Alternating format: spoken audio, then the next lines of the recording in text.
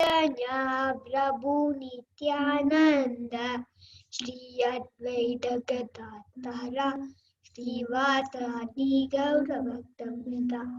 Hare Krishna Krishna Krishna Hare Hare, Hare Rama Rama Rama Hare Hare.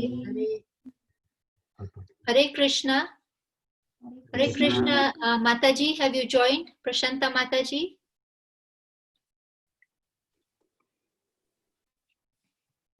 She'll be joining shortly. Just give her 5 minutes or so. Okay, we can do chanting till then. Okay, let's chant, everybody. No, why don't we do the shloka then? 41, sorry. 41. Okay.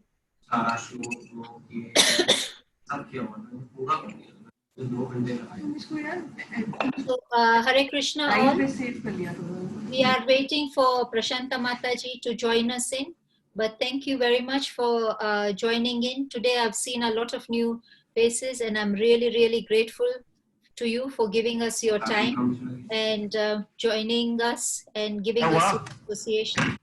Thank you very much. I will mute everybody, but when you wanted to talk, you can unmute yourself. We are doing Bhagavad Gita as it is, chapter 2, contents of the Gita summarized, and we are on text 41. So I will ask one of you, 3 of you to read the shlokas. Do I have any volunteers who can read 41? Any volunteers? You can raise your hand in the, yeah, okay. Soni Mataji, let's start.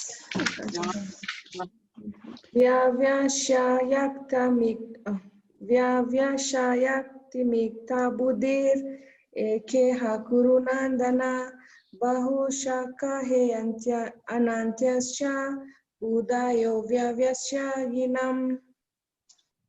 Haribol Mataji, thank you. Kruti, can you read one line so that we can follow you? Okay.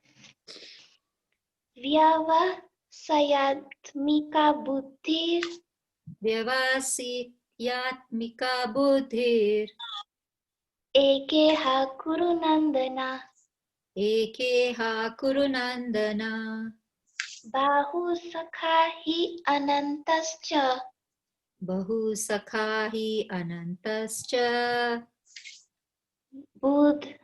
Buddhayo vyavasainam Buddhaitayo vyavasainam. Kartamayi Devi Dasi ji, please, can you read? Hare Krishna Maji, yes Maji. Vyavasayatmika buddhir Vyavasayika mitra buddhi ekaha kurunandana Ekaha kurunandana bahu sakhahi anantascha Bahu sakhahi anantascha buddhayo vyavasainam. Buddhayo vyavasahinam. Any other volunteer? Temple? Eldoret Temple, anybody? Eldoret Temple for now is only Mansiganga. Ask somebody else. There are a lot of. I thought other Hari Bhakt were there. Divyesh Prabhuji? Divyesh Prabhuji? Krishna Mataji? Yes, text 41. Yes. You wanted me to read the translation, the purport? Or? No, the shloka. We are reading the translation after 2 people. By then, Mataji would have joined us. Let's do the shloka. Okay. Text 41, yeah? Yes. Vyavasya timmika buddhir. Vyavasayatmika buddhir. Ekeha kurunandana. Ekeha kurunandana. Bahusakha hi anantasya. Bahusakha hi anantascha. Buddhayo vyashvasayinam. Buddhayo Vyavasayinam. Hare Krishna. Ask Balaji Priya. Balaji Priya, Devidasi, Mataji, can you please read text 41 for us? Prashanta seems to be there. What's wrong? Maybe somebody, she was asking for 5 more minutes. Yes, sorry. Yes, Mataji, Hare Krishna. Hare Text Krishna. 41. Hare Krishna. Hare Krishna. Text 41. Rachna can read. Yes, Balaji Mataji was reading. Then after that, Rachna Mataji can read. Vyavasayatmika buddhir ekeha Vyavasa- kurunandana. Mataji. We'll repeat. Bala. Sorry. Vyavasayatmika buddhir Vyavasayatmika buddhi ekeha kurunandana. Ekeha Kurunandana. Bahushakha hyantascha Bahushahi मुझे रोटी Antascha. खाने को बता देना, फेंक दूंगी मैं। buddhayo आटा मल दिया मैंने, चावल तो वो गुड़ के बना दिए, Oh चावल God. Buddhayo Vyavasayinam. Okay, Rachna Mataji. Yeah, tell me the, please tell me the Text 41. text 41, chapter 2. Yes. Yes. Yeah, just a second. Yeah. All After right. In the Rachna Mataji. meantime, Yes. After that, I would ask Nikunj Lila to read the Hare- what you read. This later is on. 42, 43. Kitika Mataji. 41, Rachna. I sent the Okay. text to everyone. 41. Okay. So should I read this Sanskrit or the English? The Sanskrit. Okay. व्यवसाय आत्मिका बुद्धिरे केह कुरु नंदन बहुशाखा बहुशाखा ह्य अनंतास च बुद्धयो व्यवसायी नाम. That's very good, Mataji. Now, can you read one by one and sing it, and then we will follow you. Want me to sing it? I can't even pronounce the Sanskrit. It's okay. We have to learn, Mataji. Even I don't know. Okay. How. Kitika. Yeah. Kitika. Yes. Can I welcome? There's a very young boy who's joined us today, Gopal Dave. Gopal, speak Hare up. Krishna Gopal. Tell him to recite. Hare Krishna Gopal, please, can you recite? Gopal. We are on text 41, Gopal. I kind of. Krishna culture, Buddhi, intelligence, Eka, only one in this world. Guru Ananda, Nandana, Guru Nandana, O beloved child of Guru, Bahushak.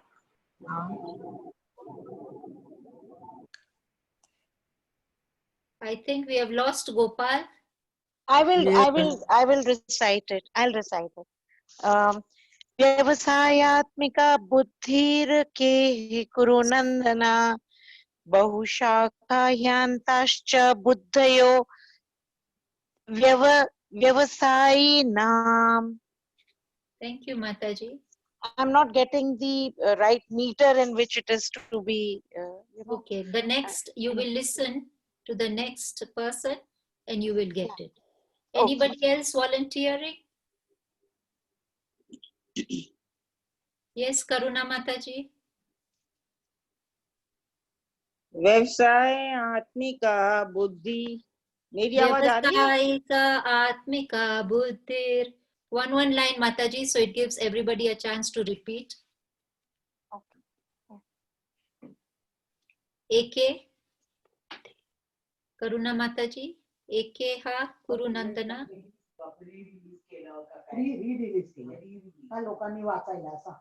Everything you have to cash in on DLM. म्हणजे त्यांना आता- chocolate cakes Kritika, Yes, I'm mute muting them. them. I'm muting them, Mataji. Okay, Karuna Mataji, would you like to read one line at a time, please?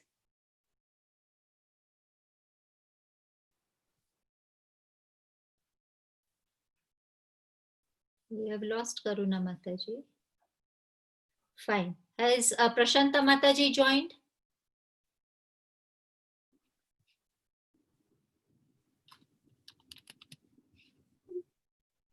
Prashanta Mataji, are you there?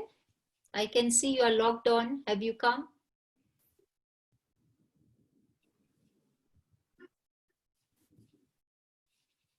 Prashanta Mataji, maybe. She's just logging in. Okay, she's just logging in. Okay, thank you. Balaji, Priya, Devi, Dasi, thank you very much, Mataji. Hey, Hare Krishna, Mataji. Good to see you. Hari bol, Hari bol.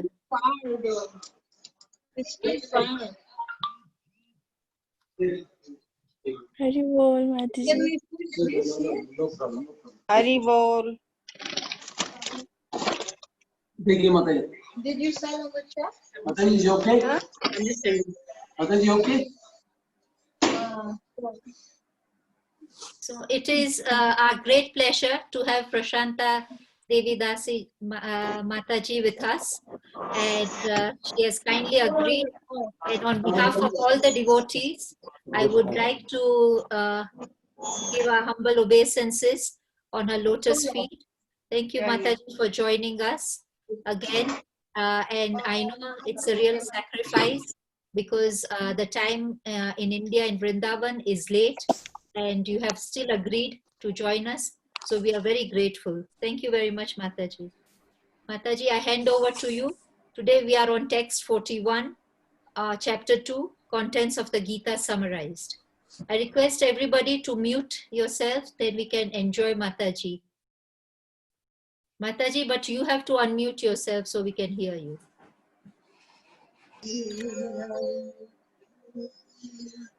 So it cannot come closer. Yeah, it does come closer because I like to see. Yeah, as close as possible. Hare Krishna. Hare Krishna, Mataji. Can you hear me properly? Very well, Mataji. We can even see you properly. Today you have lost weight from last Oh, time. you can tell this to my host. She's really looking after you well. I've lost weight. You mean I put on weight or what? I think you have lost weight. Today you are far and sitting a little far, so you look thinner. But we can hear you very well.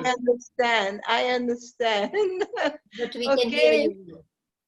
All right. I'm just looking at who is here. We have 34 participants, Mataji. I'm just visiting and seeing who are all here. Oh, Supriya Sulakshan Gopi. We have some new guests this time, I see. Yes, we have people from Nepal as well, all the way from Nepal. Bhagavati Kripa, oh, wow. Kartamayi, wow. Oh, and my friends from Kenya. Yes. Okay, that's very nice. So, welcome everyone. And I think, did you send Balaji Priya? Oh, Kirtika, can you send on the chat your WhatsApp number to Balaji Priya? I wanted to send the prayers that we are singing. We've been singing the prayers, Mangalacharan, the verse of Srila Baladev Vidyabhushan, and the verse from Bhishma Dev. Okay. So I'll be singing today. I have my tanpura. That's nice, Mataji. Very pretty. Nice sound.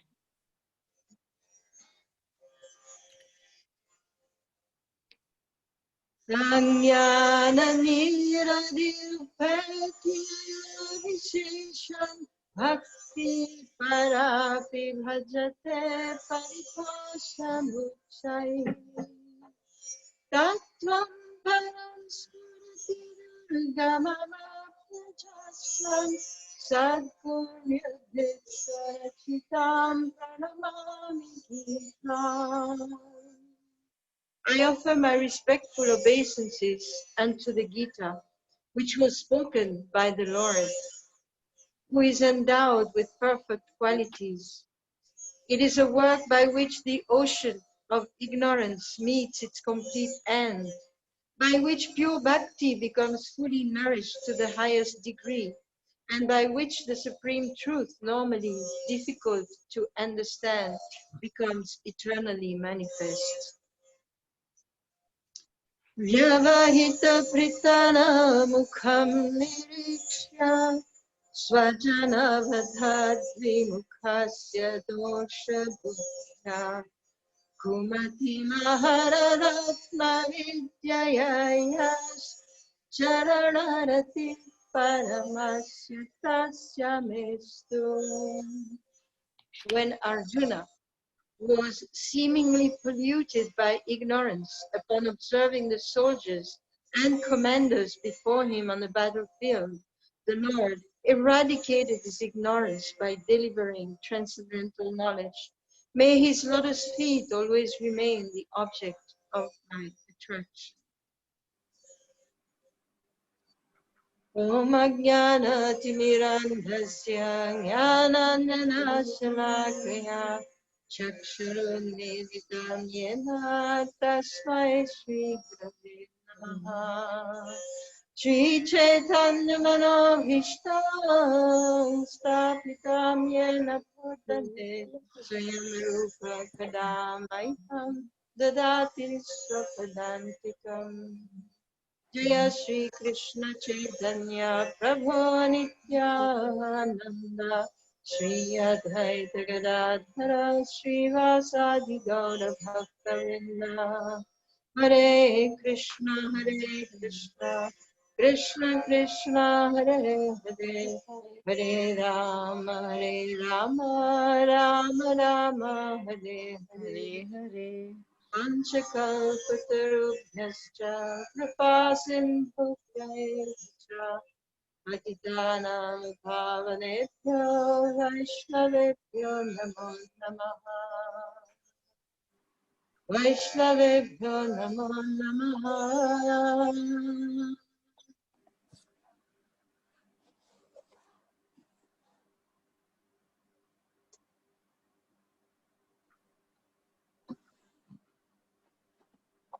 So today we are reading verse 41 of the second chapter, contents of the Gita summarized.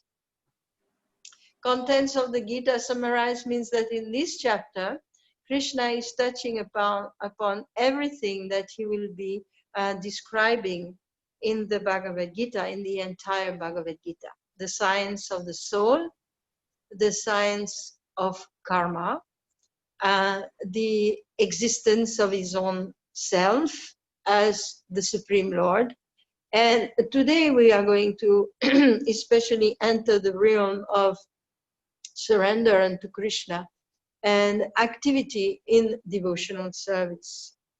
So we are, last time when we explored a little bit the different sections, we saw that Krishna in this chapter is counteracting Arjuna's arguments, who does not want to fight, to protect his enjoyment, to avoid sin, and so on. He had many reasons. Some were very, personal, self-centered, such as he wanted to enjoy with his friends. He didn't want to kill them. What enjoyment would he gain after that? And he wanted to avoid sin. In the first chapter, we also saw that he also thought in a very humanitarian way, in a way he thought not just about himself, but he thought about the entire society. He was a far-sighted ruler, at least of a ruler caste, and he could think, he could foresee what will be the result of this war. Killing all the leaders of the society, it will bring degradation for everyone. So Arjun was a very elevated person. And as we know, he was not actually he was not exactly bewildered. He was put in illusion by Sri Krishna so that the Bhagavad Gita could be spoken. When Krishna descends, usually whatever pastimes he performs are performed with his associates, with his own devotees. Even those who fight with him, like we see in the case of Hiranyakashipu, Hiranyaksha, they are actually his devotees who specifically descended to fight with him. So, and specifically when he has pastimes like this of delivering knowledge, so the person who is hearing from him is not an ignorant person, but he's put into illusion by Krishna himself so that the Bhagavad Gita may be spoken for the benefit of us, of everyone. So we saw how Krishna counteracted the argument of compassion by speaking the Sankhya philosophy, Sankhya Yoga, explaining the science of the soul. That actually nobody's going to die in this battle because the essence of our being is spiritual and the spirit never dies. Then he went into another argument, the argument that Arjun was saying, how will I enjoy? And Krishna explained him that actually you will enjoy. There is no doubt, because fighting is your duty. It's a religious war which is meant for the benefit of the people. It's not just to steal the property of another state, but it's actually to protect the citizens from being misled by demoniac rulers. So therefore, it's actually, you will get benefit. You will not commit sin by killing, but you will actually perform a pious activity of protecting the citizens. And therefore the result will be enjoyment. You are simply speculating mentally that you will not enjoy, but actually the result of pious act is enjoyment in this life and in the next. And this will be for you, and it will be for others also. Those who die on the battlefield, the Kshatriyas, they go to the heavenly planets. So they will enjoy. And then when he talked of sin, that he was afraid of sin, he was afraid that killing his own relatives would bring him suffering, would bring him sinful reaction. But Krishna explains last time that in the section just previous to this one, that actually it is by not doing your duty, by not killing them and not doing your duty, that you will commit sin and you will get negative reactions. So he's trying, Krishna is defeating Arjun's arguments one after the next. But at the same time, he is also leading him, he's explaining different motivations for action. So usually people act for happiness. We all want to enjoy. This is our nature. We want to be happy. We want to enjoy. Our nature is Sachidananda, which reflects in this world into this sukha, the happiness, which is usually the happiness of sense gratification, the happiness of mundane relationships. So we act to obtain happiness. This is one motivation. And we act also to avoid suffering, because who likes suffering? Nirananda. It is the opposite of our eternal nature. So we act with these two ideas in mind. Most people, common people, act with this idea in mind. Either they want to enjoy or they want to avoid some suffering. So Krishna has explained the mechanism of this. If you want to enjoy, you do your duty. If you want to avoid sinful activities, you do your duty. But in both cases, the result of acting according to one's duty is primarily a material result.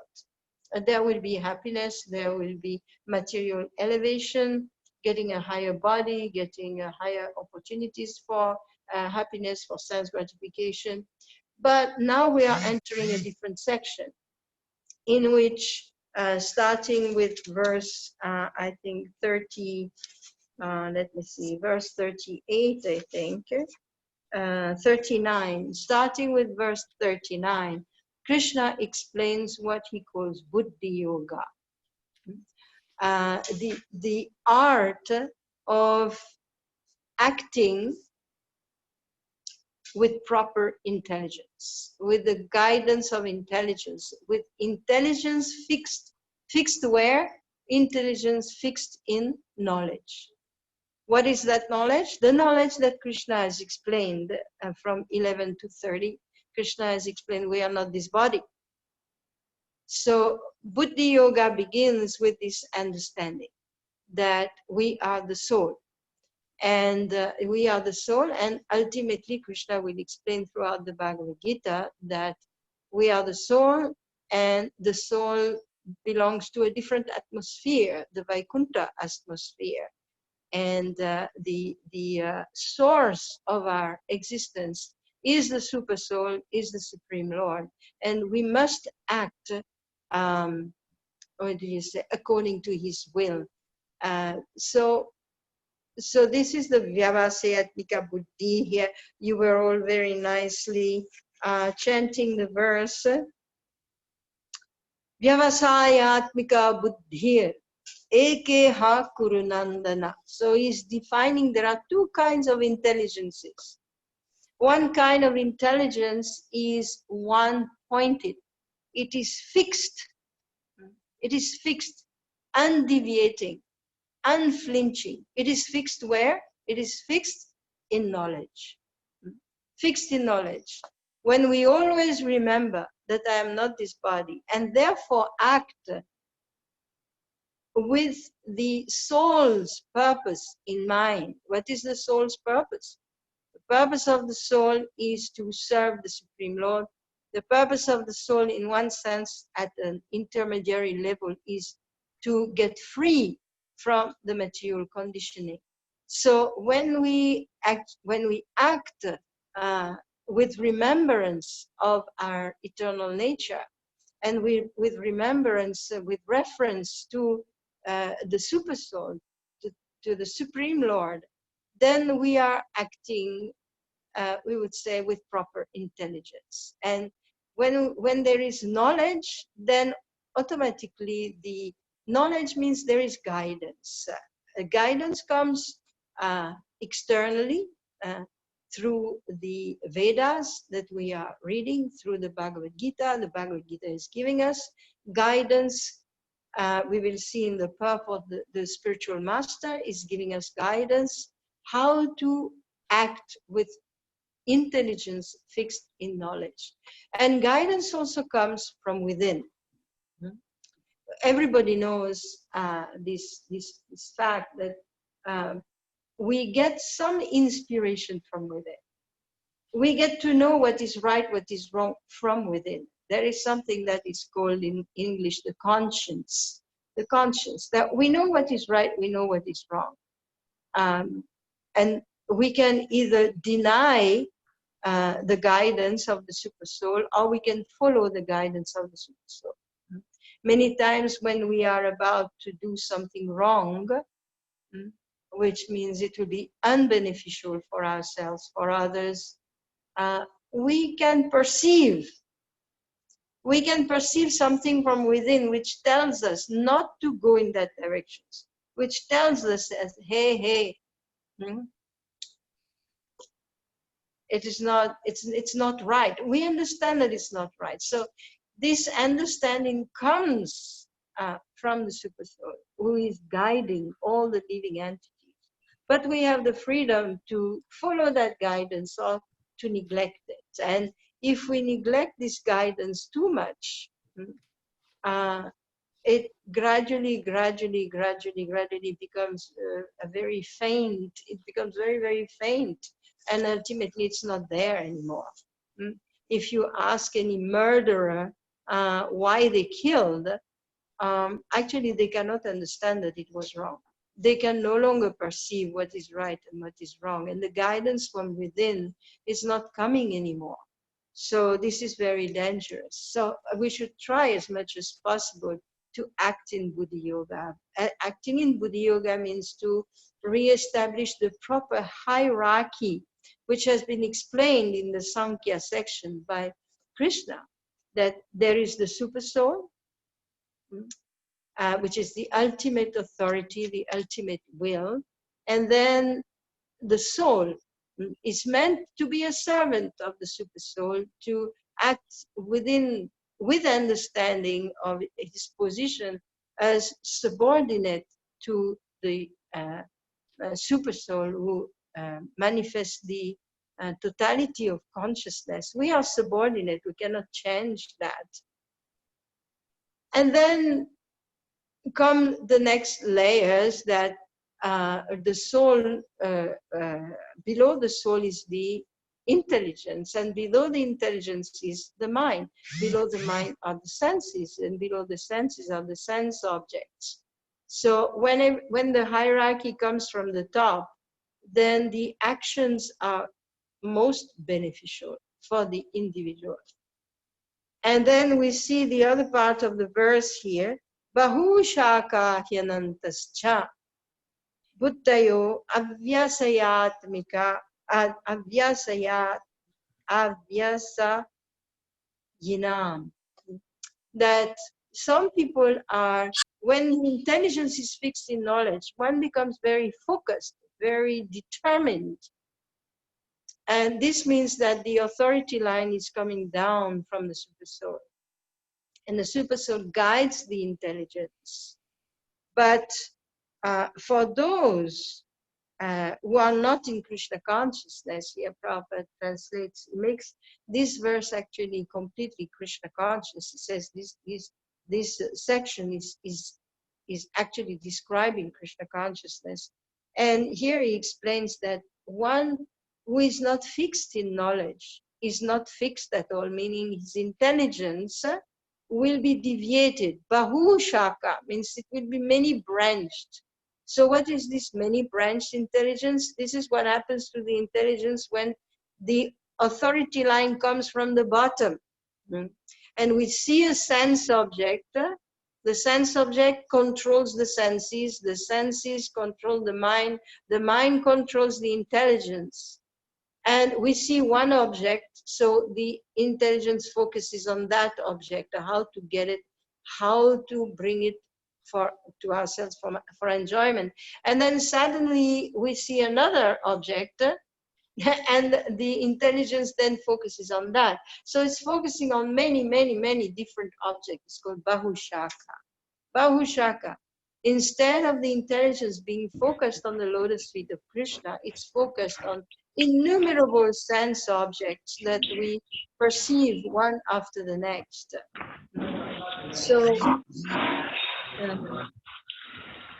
the translation here that Srila Prabhupada has written, those who are on this path, on the path of Buddhi Yoga, the path of Krishna consciousness, they are resolute in purpose. And their aim is one. So what is their aim? Their aim is liberation. Their aim is the pleasure of Krishna. Actually, this Buddhi Yoga, it is, Srila Prabhupada sometimes says this Buddhi Yoga is Bhakti Yoga. But he also says that, even Krishna said, it is the same as Sankhya Yoga. Srila Prabhupada says it is Karma Yoga. Right?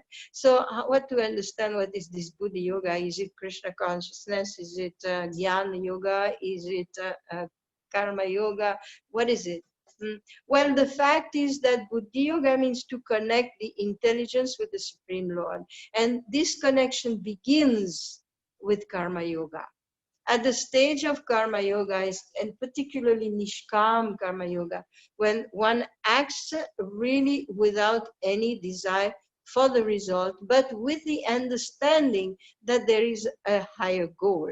So, and one acts just to please the Lord or to achieve a higher understanding, a higher goal in life. So already at that point, the intelligence is connected with the Supreme. And when the person acts in, what do you say, practices Jnana Yoga, there also the intelligence ultimately, Srila Prabhupada gives an example. He says Sankhya Yoga is like somebody who is, it's like digging to find the root of the tree. It's digging to find the root of the tree. And Bhakti Yoga is the highest level of Buddhi Yoga. In Bhakti Yoga, there is a complete communion. I mean, we have found the root and we are watering the root. We are taking care of the root of the tree, which is the source of our existence, Krishna. So the highest connection with the Lord through intelligence is in Bhakti Yoga. But it begins already in Nishkam Karma Yoga, in Karma Yoga, already one acts for a higher purpose, which means that the intelligence has been dovetailed to connect with a higher goal, to connect with the Lord. So this is important to understand here, that the intelligence can either be ruled over by the mind or it can be under the guidance of the Super Soul. And Vyavasayatmika Buddhi, it means that the intelligence has gone under the guidance of the Super Soul. Now, this Vyavasayatmika Buddhi, sometimes it is called Nishchaya Atmika. It is, Atmika means of the nature of. So it is, this Vyavasayatmika Buddhi means it is of the nature of determination, or of the nature of Nishchay. Nishchay means confidence, which also indicates faith. So there is the element of faith which is there, that we have faith in the Lord. We may not have complete knowledge of the Lord, but we have faith in the Lord. So Srila Prabhupada reflects this in the purport here. He says, a strong faith, nishchayatmika, a strong faith that by Krishna consciousness one will be elevated to the highest perfection of life is called vyavasayatmika intelligence. So this is where it starts, because and this drop of faith, as we know, is we obtain through the association of devotees, and we obtain through hearing. The association of devotees means we see their example, we see what they are doing, we come in contact with the internal potency which is already manifest in their heart, and we hear from them. We hear. Therefore, Srila Prabhupada is quoting here this verse from the Chaitanya Charitamrita. Shabda Shabde Vishwasa Kahe Sudridha Nishchay Krishne Bhakti Kele Sarva Karma Krita Hai. The translation of this is that this Shraddha of faith is confident, firm faith that by rendering transcendental loving service to Krishna, one automatically performs all subsidiary activities. Such faith is favorable to the discharge of devotional service. So what we are talking about here, and we'll see in the purport, Srila Prabhupada talks of this, is that there are different levels for activity. And Vyavasayatmika Buddhi Ekeha Purnandana takes us to the transcendental platform of activity. We are active by nature, the soul is always active. So, but while in this world, in the conditioned modes, we can be active under the mode of ignorance. What happens when we are active under the modes of ignorance? Either we do the wrong thing, because we don't know what to do. So we do the wrong thing, or we do nothing. Inaction. Inaction is one of the symptoms of ignorance. But we do the wrong thing, which means we will engage in activities which will bring negative reactions, sinful reactions. And then there is activity under the mode of passion. And the activity under the mode of passion usually is also risky, because there is activity, whereas in ignorance there is less activity. In passion there is a lot of activity, but the aim is immediate sense gratification. Immediate sense gratification without any restraint at all. So this will also bring us into the realm of negative reactions.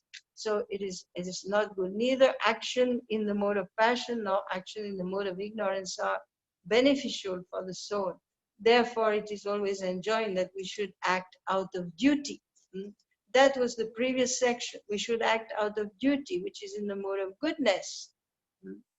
And to act in the mode of goodness many times implies that we have to bear with some inconveniences. We spoke about this last time. We have to bear with inconveniences. Whereas in the mode of passion, one wants to do away with the inconveniences. This is called renunciation in the mode of passion. Why I don't want to do something is simply because it doesn't please me.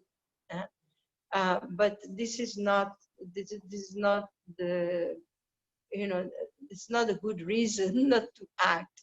Once you act out of duty in pursuance of the goal of life, or at least in pursuance of the orders that we find in the scriptures.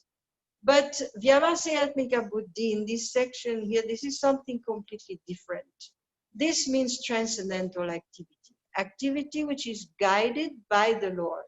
Acting for the benefit of the Lord, instead of acting for the benefit of one's own self. So this is a completely different realm of activity. And this kind of activity is the kind of activity that Krishna absolutely wants us to understand. This is the jewel of the Bhagavad Gita, when he says, Sarva Dharman Parityajya Mamekam Sharanam Braja Aham Tam Sarva Papebhyo Mokshayishyami Ma Shuchaha. He says that you give up all other types of karmas, whether papi karma or whether punya karma or pious karma, any karmas, you just give up all this. And the main thing to understand is you don't act for your own benefit, but you act for my benefit.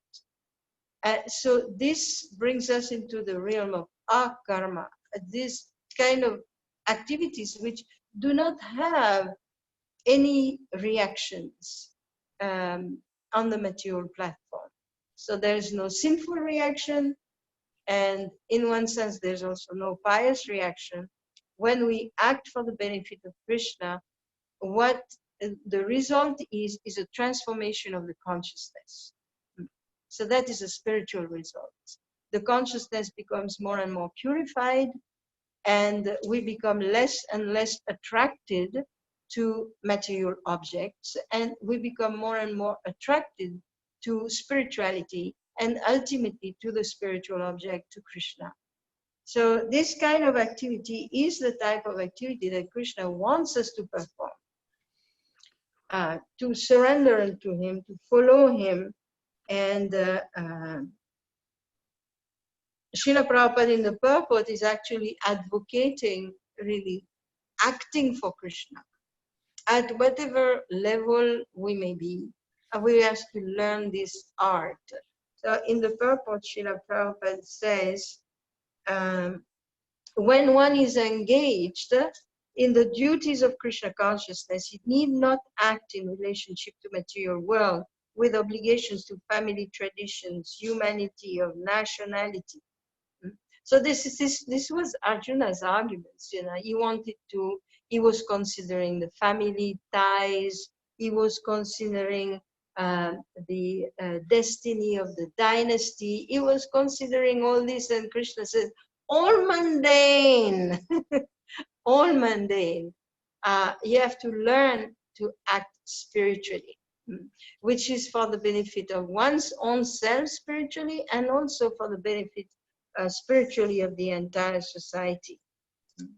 Srila Prabhupada explains here, fruitive activities, which is activities which are performed for a gain for one's own self, on the material platform. Fruitive activities are the engagements of one's reactions from past good or bad activities. So this goes on birth after birth, life after life. We are simply, eating the fruits of the seeds that we have planted in previous lives, and we are planting seeds for the fruit that we are going to eat in the next lives. And this is an endless chain like this. But he says when one is awake in Krishna consciousness, he need no longer endeavor for good results in his activities. So this is difficult to understand most of the time. People think that I have to work to actually make it through life and so on.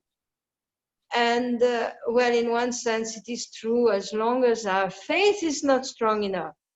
Once the faith attains that stage of Vyavasayatmika Buddhi, when one is firmly convinced.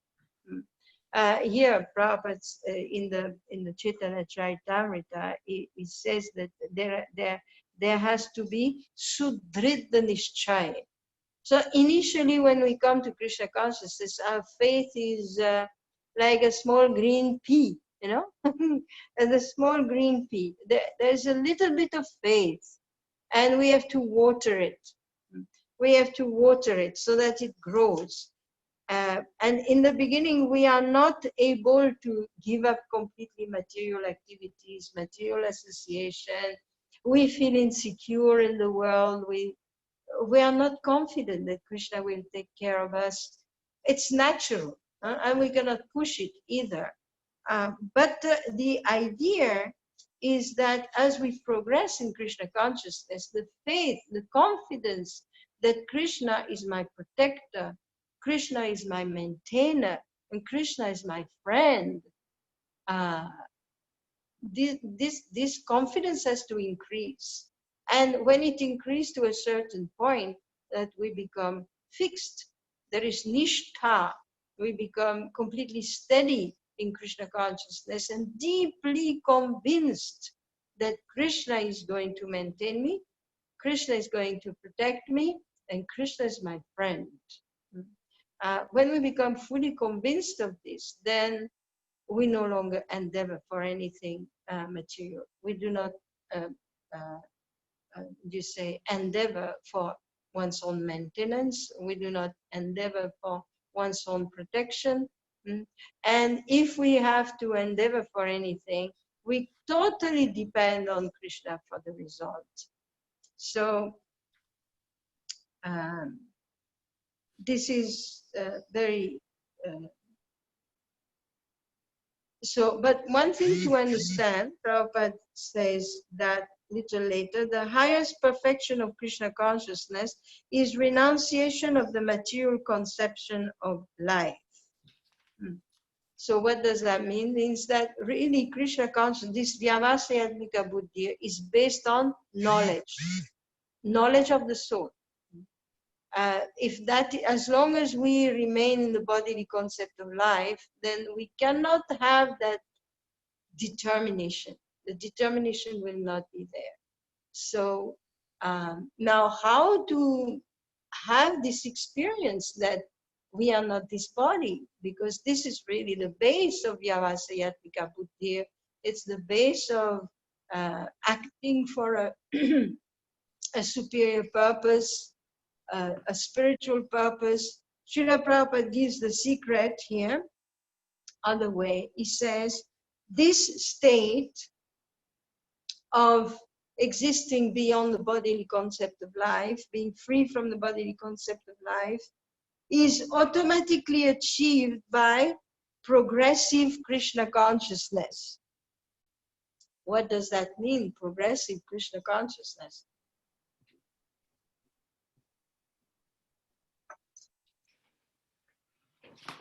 This actually refers to sadhana.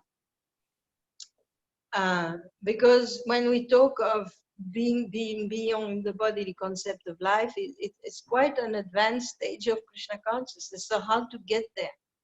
How to get there is the sadhana. This is how we will get there.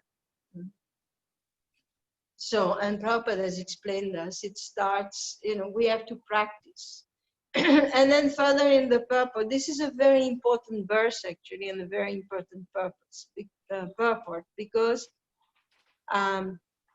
further down, when we talk of acting according to the will of Krishna, how do we know where is the will of Krishna? So Srila Prabhupada in the rest of the purport is going to explain that acting according to the will of Krishna means according to the will of the spiritual master, is the via medium between us and Krishna. And we don't see Krishna. Even Prabhupada himself used to say, I do not see Krishna. I haven't seen Krishna, but I have seen my spiritual master. So, because that is the whole idea. Sadhana, where do we get the sadhana from? We get the sadhana from the spiritual master. So service to the spiritual master and hearing from the spiritual master, that is the essence, that is the path, that is the way to elevate ourselves gradually beyond this bodily conception of life, which after attaining which we can actually be fully fixed in Krishna consciousness, and we can be completely free from having to act on the material platform. This is our goal. So Srila Prabhupada explains here, service in Krishna consciousness is best practiced under the able guidance of a spiritual master, who is a bona fide representative of Krishna, who knows the nature of the student, and you can guide him to act in Krishna consciousness. And then he keeps explaining that one has to obey the orders of the spiritual master. So Srila Prabhupada has explained elsewhere, and it says here, it's very clear, he says that the spiritual master knows the nature of the student, and he can guide him in how to act in Krishna consciousness. Srila Prabhupada elsewhere explains that we must hear from the spiritual master and take his guidance.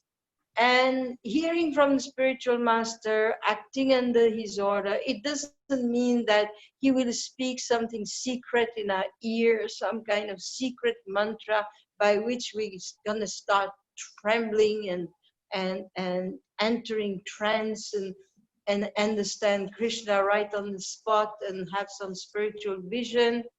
This is not at all what is actually meant here, because just before Prabhupada said progressive Krishna consciousness.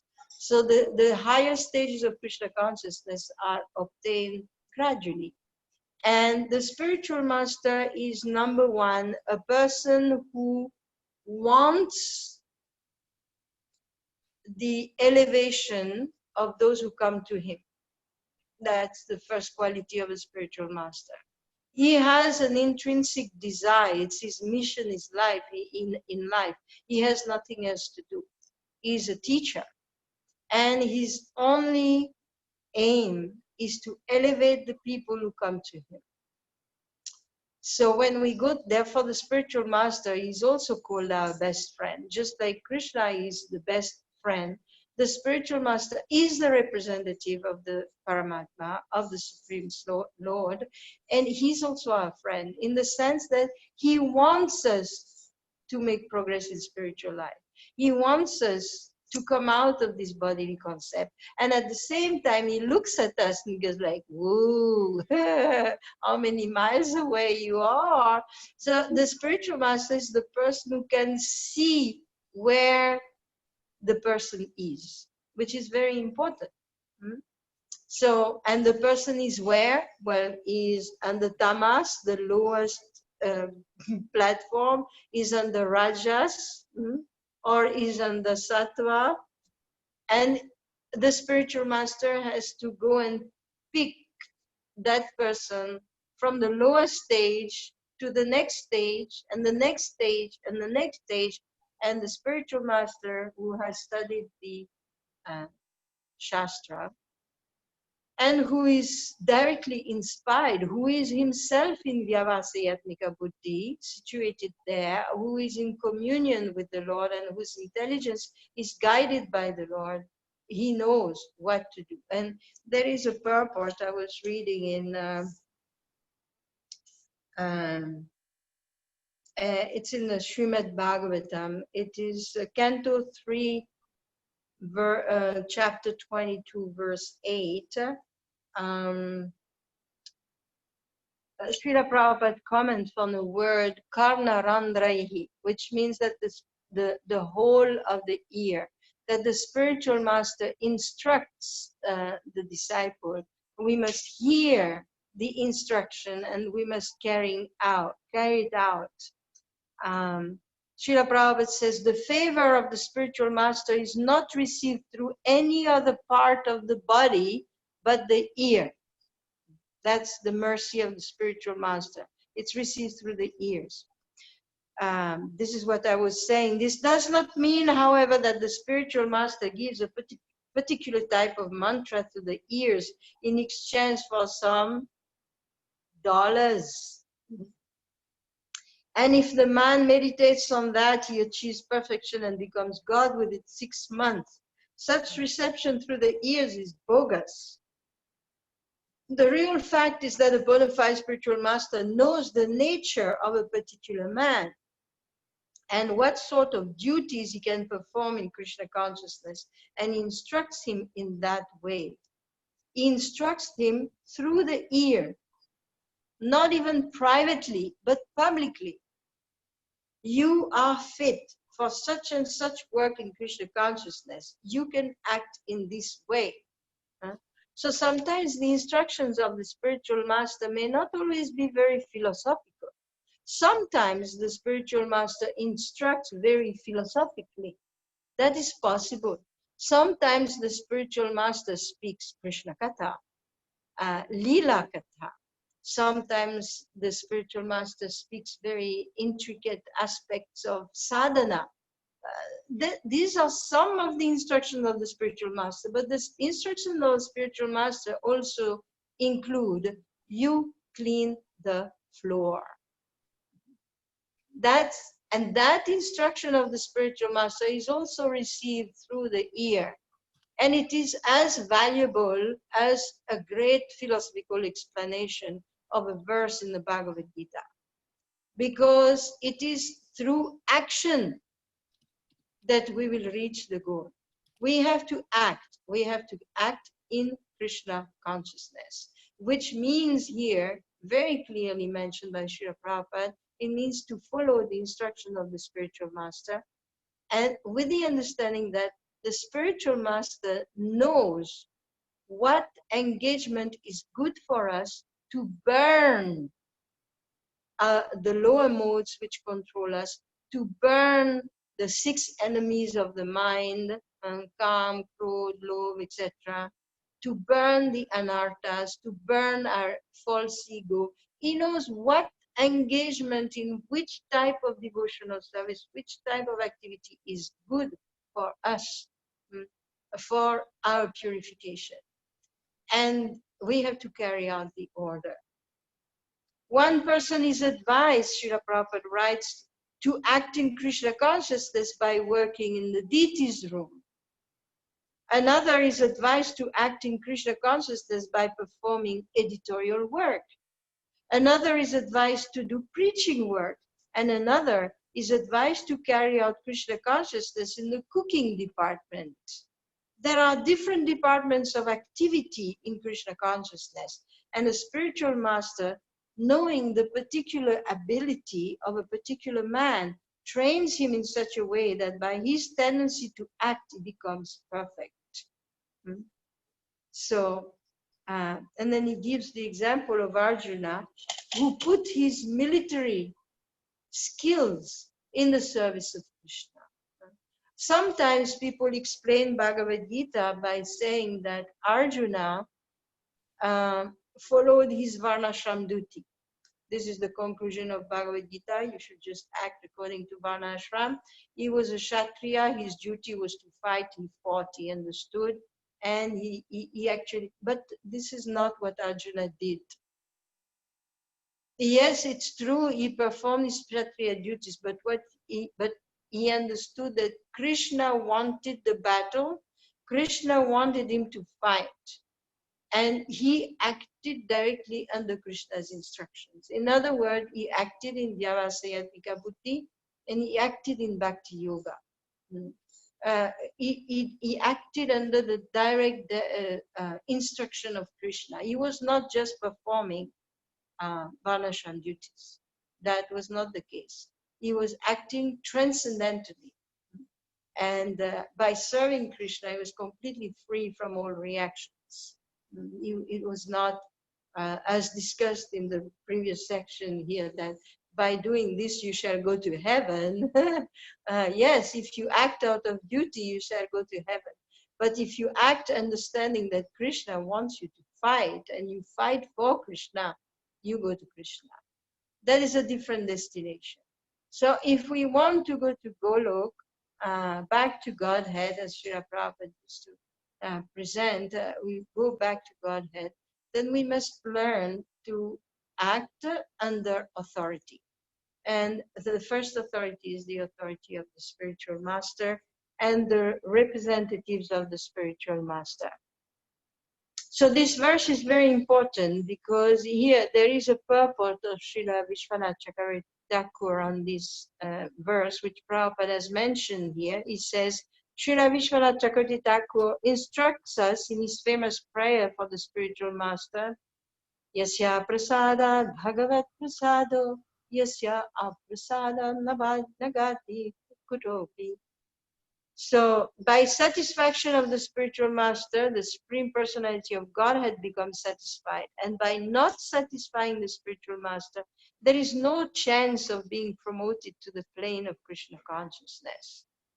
So the two are connected.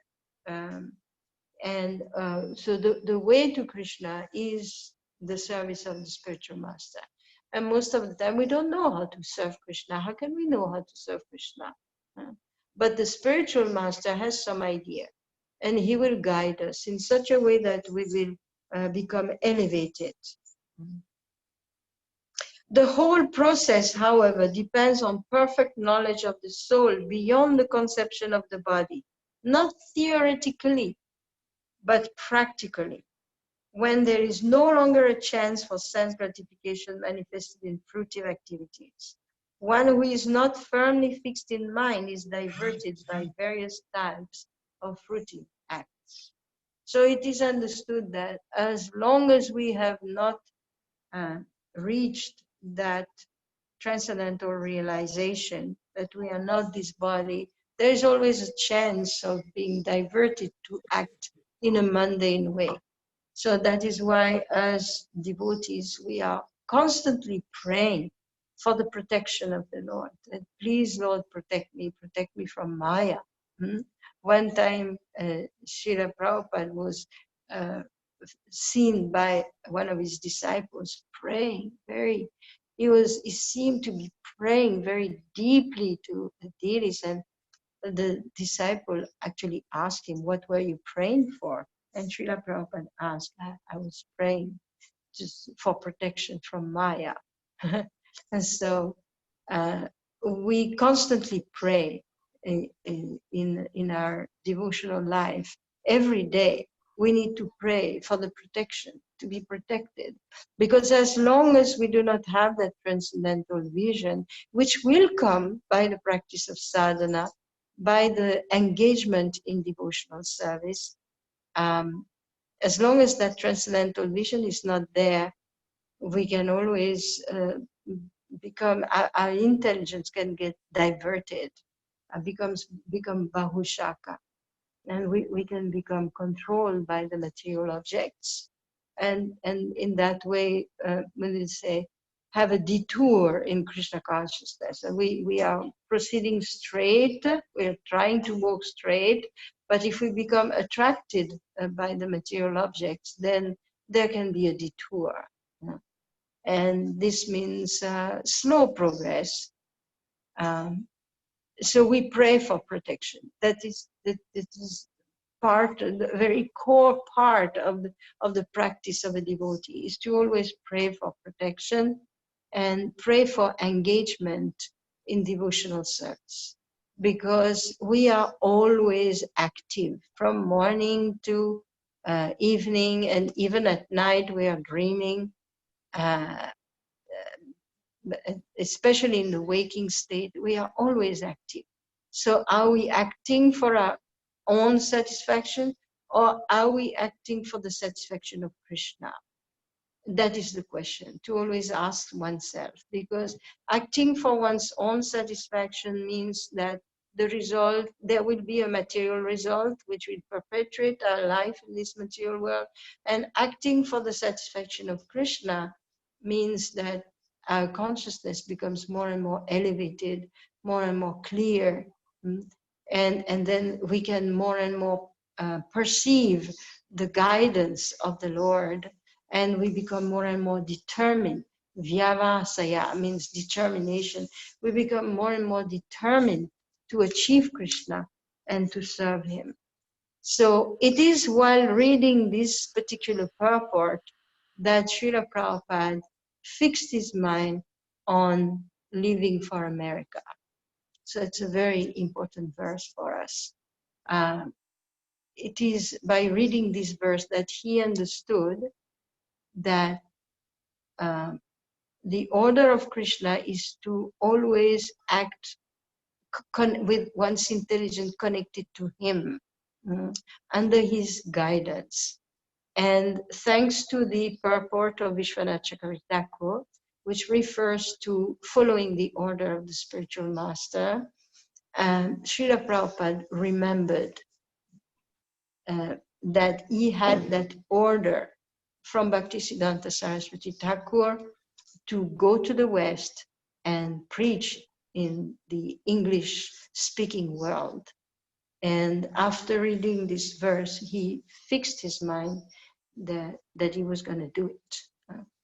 Otherwise, Prabhupada was trying so much to preach in India. He was preaching in English, but he was preaching in India. He had a whole operation in Dasi, in central India. But Krishna did not give him any success. And then he retired in Vrindavan.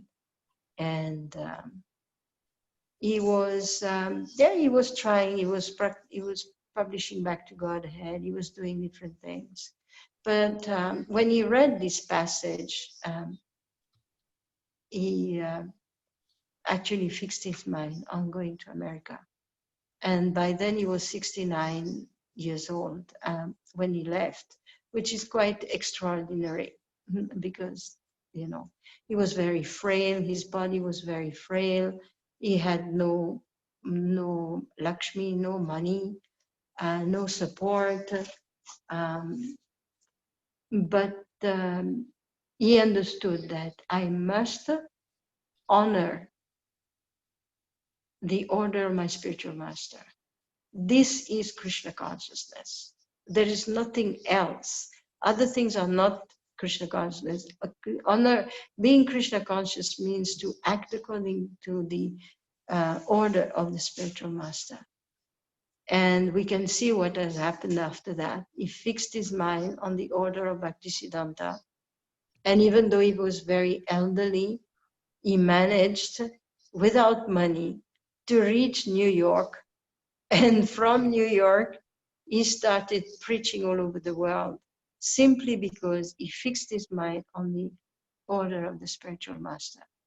So this is the lesson for us today, to meditate always on the order of the spiritual master. There are various orders that we receive, the first one being to chant Hare Krishna. We must chant according to the order of the spiritual master. And we must try our best to maintain the four regulative principles. These are the basics of Krishna consciousness.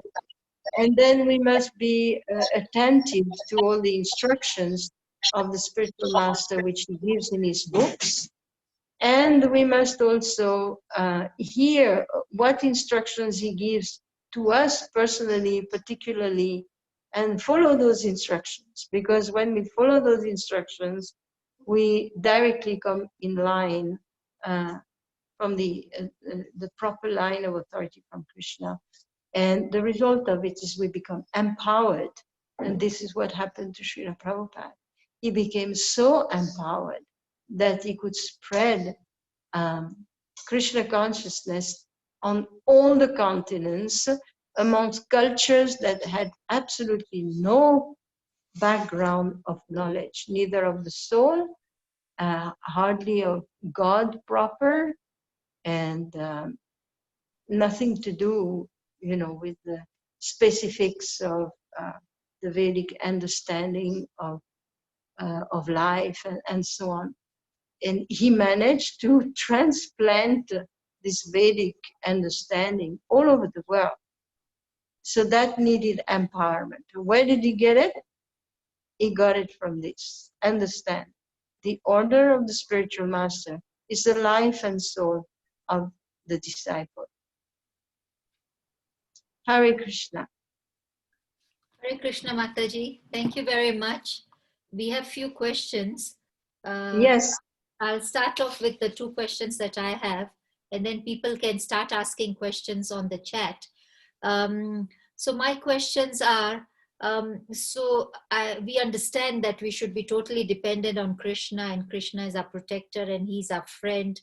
And does that mean that we give up whatever we are doing? Then we will be like Arjun, saying that, okay, I'm not going to work from now. I'm going to read my scriptures. I'm going to chant. I'm going to be doing all this. Then we will be behaving like Arjun and saying, okay, we are leaving our ashram and then going into this all the time. So I'm a little bit confused on what we should be doing. So that is my first question. And my second question is, when you are doing sadhana, the first resistance you'll get is from the family members. Okay, let's deal with the first question first. So what we should be doing, well, according to this verse, you asked your spiritual master what you should be doing. And we said that we act according to our realization, and we act according to the level where we are.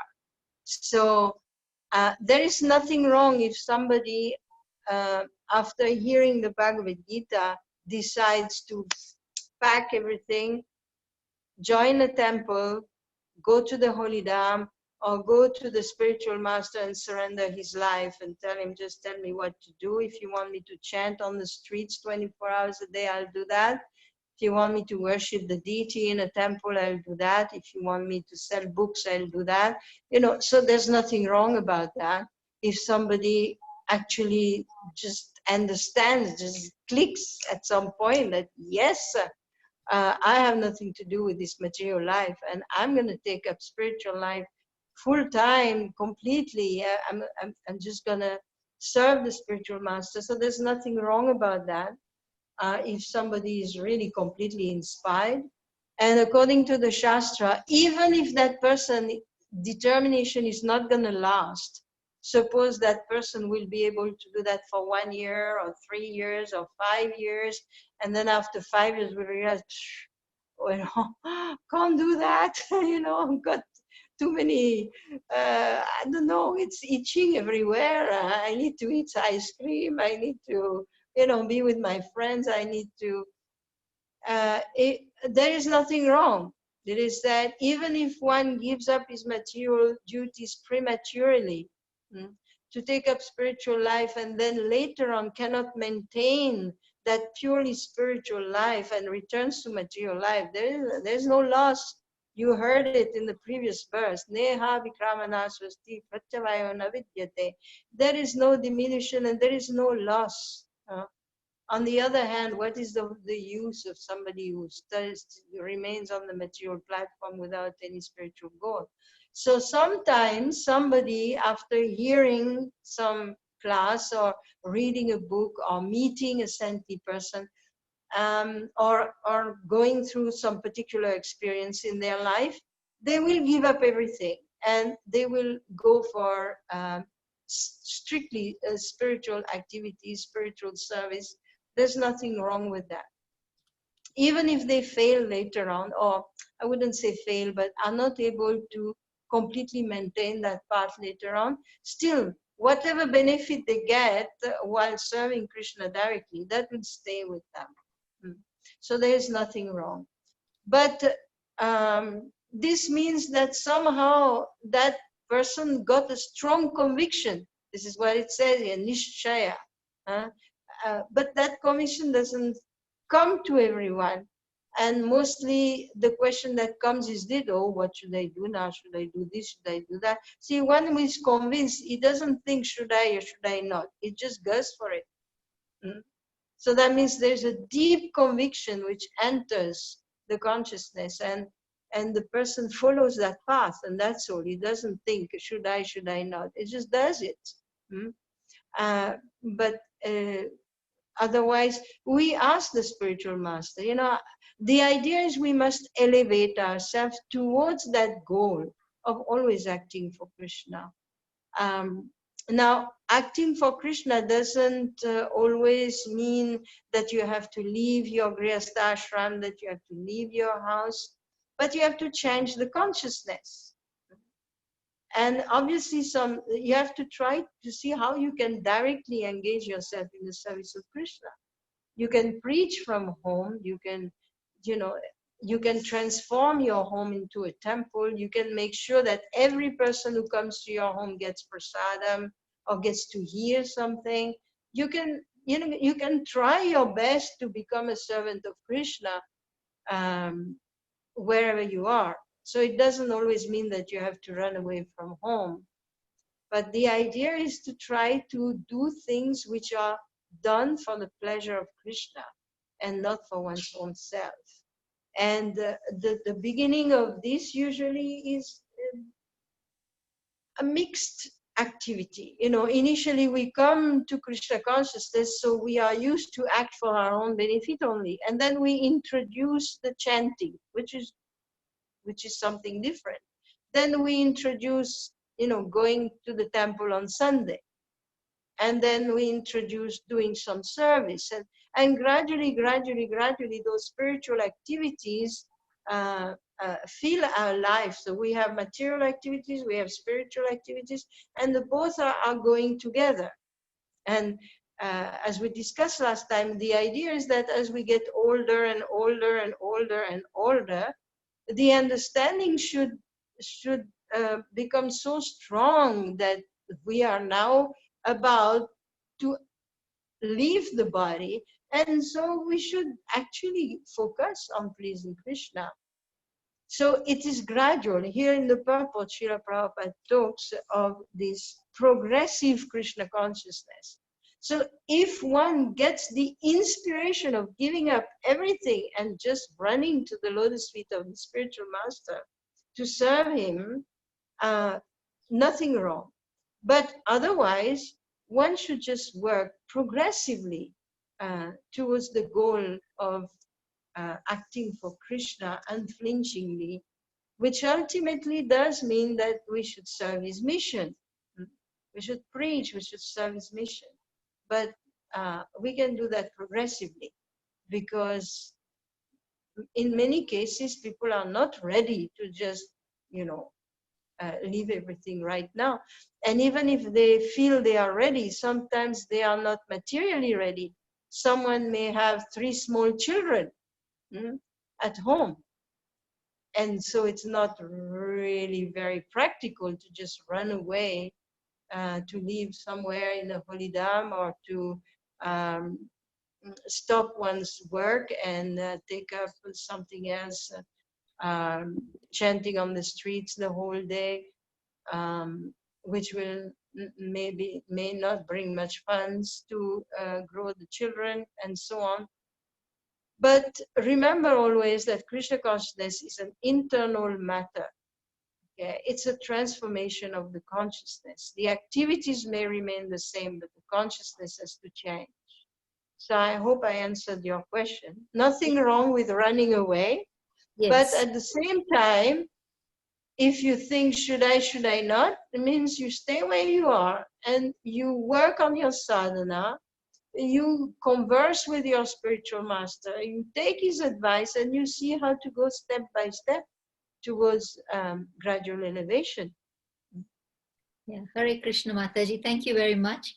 The second question was, when we are doing sadhana, we get resistance from the near and dear ones, especially the family members. How do we overcome that? Yes. Yeah, this is a challenge. When we become devotee and not the whole family is a devotee, then they find it strange that we are chanting. For 2 hours, we are basically unavailable. It's a challenge with small children. For a mother, for example, a small child wants 100% attention. And as soon as the mother takes the bead bag and diverts her attention to Krishna, the child feels the absence. He feels that the mother is not here. So it's quite a challenge for the mothers with the small children. It's a challenge with the husband, with the wife, with the parents. Definitely, it is a challenge. So, two things. One thing is that initially, when we take up Krishna consciousness, sometimes we practice Krishna consciousness in a very visible way, very ostensible, we say? Ostentatious, is that? Very visible.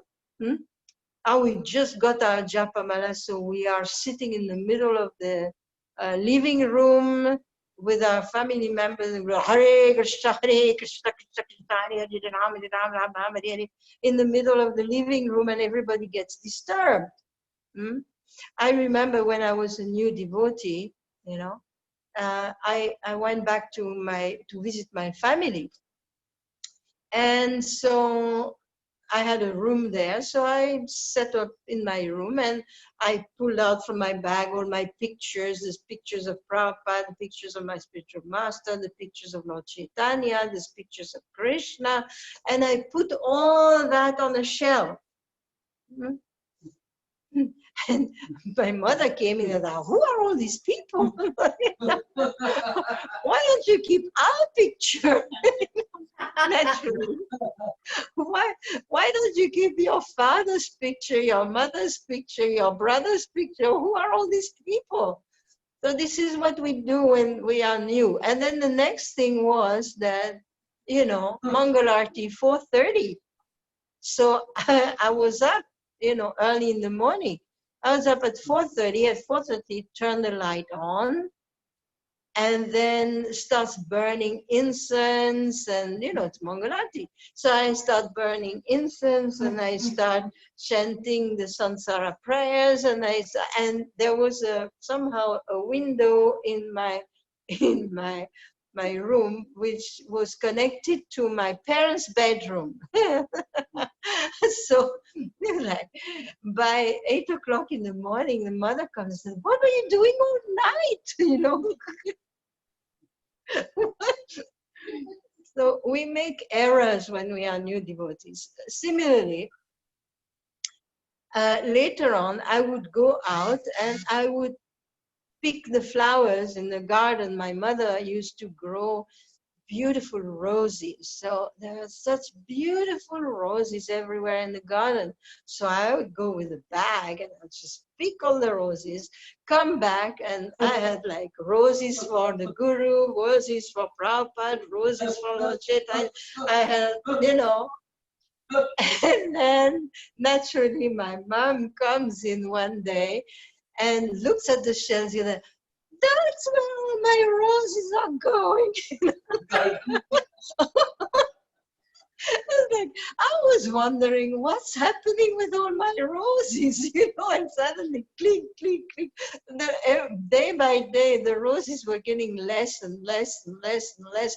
All this because me, a pure devotee of the Lord, considered that it will benefit the rose plant so much if I offer the flowers to the Lord, and it will benefit my mother because my mother is growing the roses. So if I offer the roses, you know, it's logical, my mother will benefit. And what to speak of how the Lord will be happy by me offering so many roses, filling the whole shelf with roses. But the result was my mother was very displeased. What to speak of my brother, who could not stand the smell of incense, you know, and he would just go like, phew, phew, phew, what is this smell? So the entire family was against me, you know. So when we introduce Krishna consciousness or we practice Krishna consciousness at home, we have to become a little intelligent. So slowly, slowly I understood, okay, you know, Krishna says in the Bhagavad Gita, patram pushpam phalam toyam, you know, one who offers me patram, one leaf, and pushpam, we said one flower. He didn't say pushpani, so many flowers, everything you find in the garden. He said one flower. So at that time, then I just made it that every day it's one flower. So my mother could tolerate that. And she was happy, okay? She doesn't know one flower is missing. But if 100 flowers are missing, she knows. And similarly, I learned that actually, you know, I don't really have to offer incense if it's going to pest my brother so much that it becomes so offensive towards Krishna because he can't tolerate the incense. So you have to learn how to practice Krishna consciousness at home in a bit of a discreet way. And understand that Krishna is Bhavagrahi Janardhan. He sees what is going on within our heart. And the external aspects of offering, you know, Krishna doesn't eat apples. He eats the love with which the apple is offered. Okay, he doesn't, you know, accept so many flowers. He eats the love. Bhaktya, what does it say? Patram pushpam phalam toyam yume bhaktya prayachati. One who offers me these things with love and devotion. So similarly, the chanting, you know, try to chant discreetly somewhere. You know, you don't have to chant in front of everybody. Make sure they understand your chanting. It's Krishna who has to understand your chanting. It's not the family members. And so this is an advice for that. First of all, we should not do anything that annoys the family members. So it's not always easy because sometimes it means you really can't do very much if they are not devotees. But you have to learn to be a bit more internal with your Krishna consciousness. So Srila Prabhupada very clearly explains that the chant, even the chanting of japa, can be done loudly or it can be done silently. Both are acceptable. There is no fast rules and regulations for chanting Hare Krishna. So if you cannot chant japa loudly at home, you have to learn how to chant in your mind, silently. And if they don't let you offer the food, it's like, wait, I have to offer, you know, and they may not understand. I remember myself cooking at home, and I was cooking pakoras, you know. I was making pakoras, and my brother was just hovering behind me, you know, and he was looking at the pakoras and like, well, how am I ever going to offer those pakoras, you know, that as soon as they come out and I drop them, he's going to jump on them, you know. And so what I did that day is like, I was like, oh, Krishna, Krishna, Krishna, I am cooking these pakoras for you. So this is your pakoras. So if you want them, as soon as I take the spoon out of the oil or the ghee, as soon as I take them out, before they drop into the plate, you please take. You have to be fast. You take the pakoras. As soon as I get them out of the ghee, you jump on the pakoras. I know you can. You jump on the pakoras and you take them. Because if you wait until they are in the plate, my brother will be faster than you. So somehow or other, you have to find a way. Srila Prabhupada lived in Pennsylvania, the first house with Sali Agarwal, where he stayed. He describes how he used to keep his vegetables next to the box of meat for the cat, you know. So he tolerated that. We have to also learn how to live with our family members and practice Krishna consciousness at the same time. If you want to have an altar, put it in a cupboard if they don't like it. You have to know how to hide, you know, even sometimes, even now, when I go to my family, in the morning, I open the altar, I do the worship, close everything, finished. Because otherwise you leave everything on and they go like, what's this? You know, and they're completely disturbed. So learn how to be discreet and understand that they must be pleased with you. It's very important. They somehow or other, you can't just displease the whole family. Ultimately, if they are too inimical and they don't let you practice anything, or they really stop you, you may have to take decisions in your life where you want to live. You may have to go somewhere else. But the first thing is to learn how to not provoke them unnecessarily. Okay, Hare Krishna Mataji. That was a very good explanation. We have 4 or 5 more questions. If you can kindly let me ask them. So I know it is very late for you. Can I please proceed with the questions? Mataji, Yes, yes. Okay, so this Go is ahead. a question from Kiprotich. He says, Hare Krishna, I'm a new student. I have a question. My question is, what is the highest level of Krishna consciousness and how do we get there? The highest level of Krishna consciousness. Always remember Krishna and never forget him. Okay. That's the highest level of Krishna consciousness. That's the consciousness of the gopis. Always remember Krishna and never forget him. No gap. The next question. Prashanta. So, and how to achieve it is by practice. By practice, we heard, by sadhana, by practice. So Krishna consciousness is a science, Prabhupada said. It's a science of Krishna consciousness. A science means it's something that you do and you get a result, infallibly. So you chant Hare Krishna, you serve, and you associate with the devotees. You hear the scripture, and you pray very sincerely to Krishna to guide you towards in his service, because ultimately we don't just remember Krishna, but it's a remembrance which includes service, because remembering Krishna ultimately means remembering our relationship with him and who we are and serving him. So initially the service, as we said, is through whatever the spiritual master wants to engage us in. And the highest stage of Krishna consciousness means going beyond the bodily concept of life, remembering who I am directly in relation to Krishna.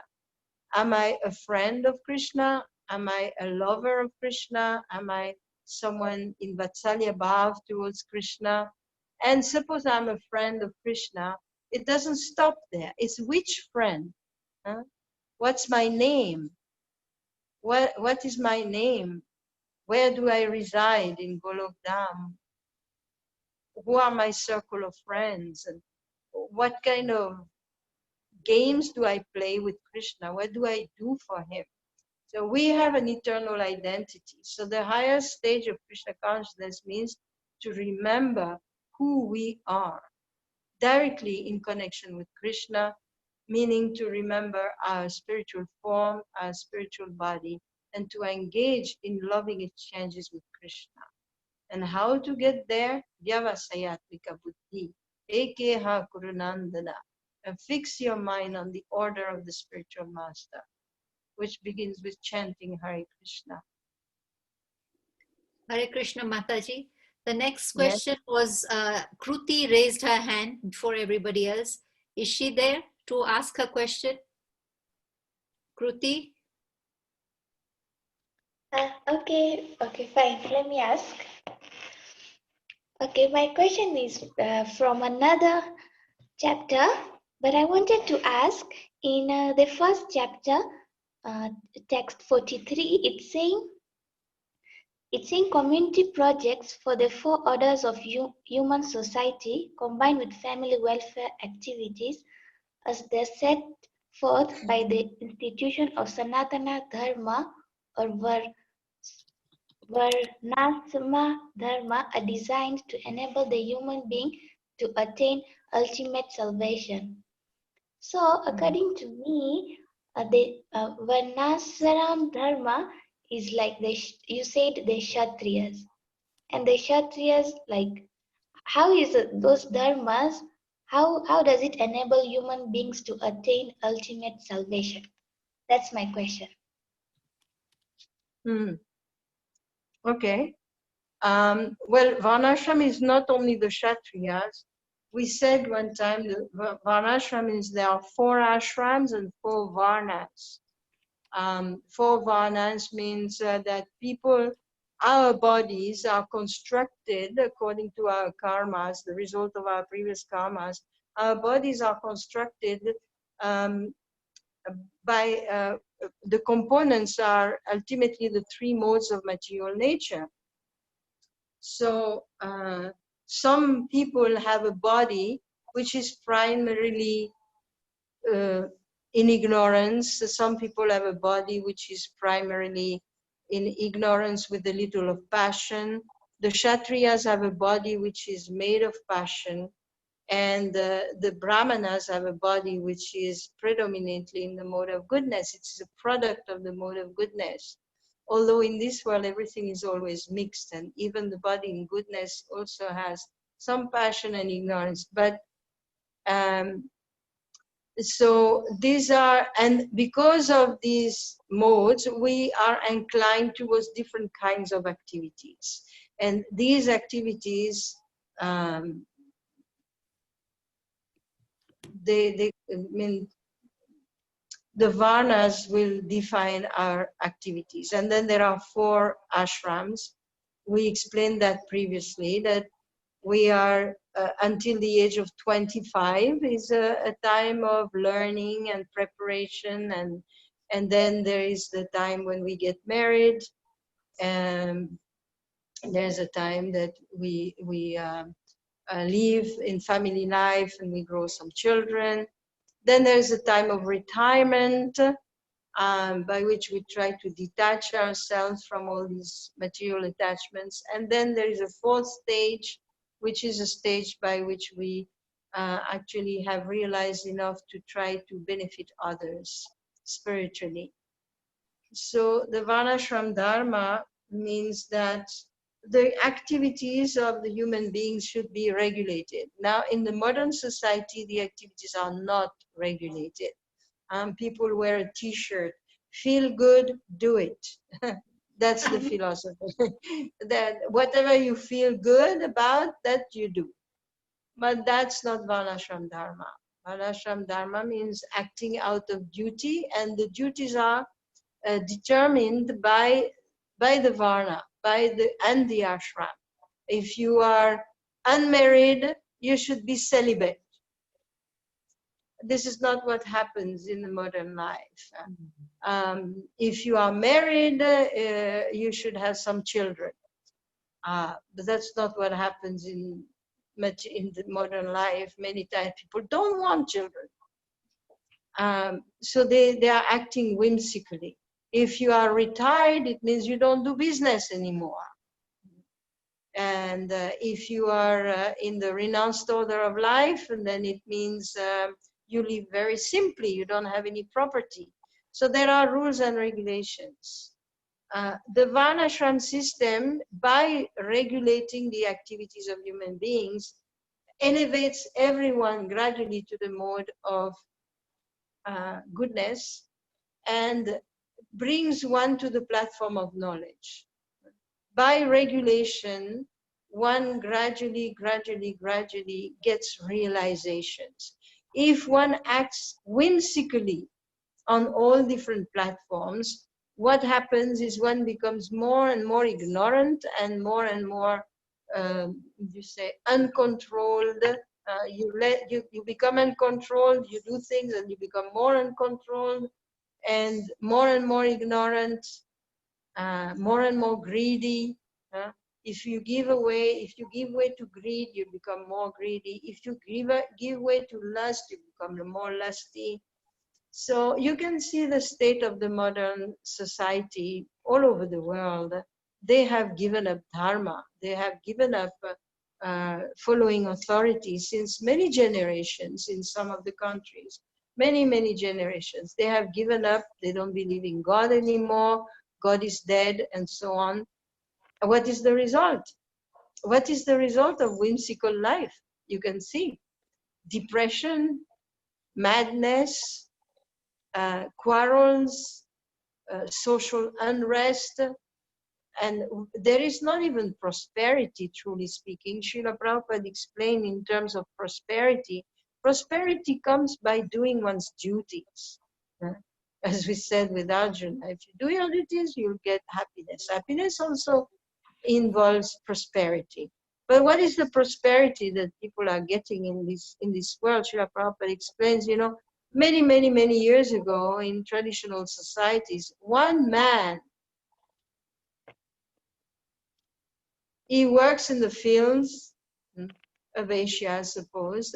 He works in the fields, and by his work, he feeds his grandfather, his grandmother, his mother, his father, his small brothers, and all his children. He feeds servants, he feeds dogs, cows, he feeds so many people. But in this age, you see, many times, even in India, where people are doing these arranged marriages, one of the questions is for the girl, will you work? And why should she work? Well, because then we can have a good standing of life. Because Prabhupada explains that, in this age, one man cannot even maintain one wife. So where is the prosperity? It's all artificial. Yeah, maybe they have cars, they have this, they have that.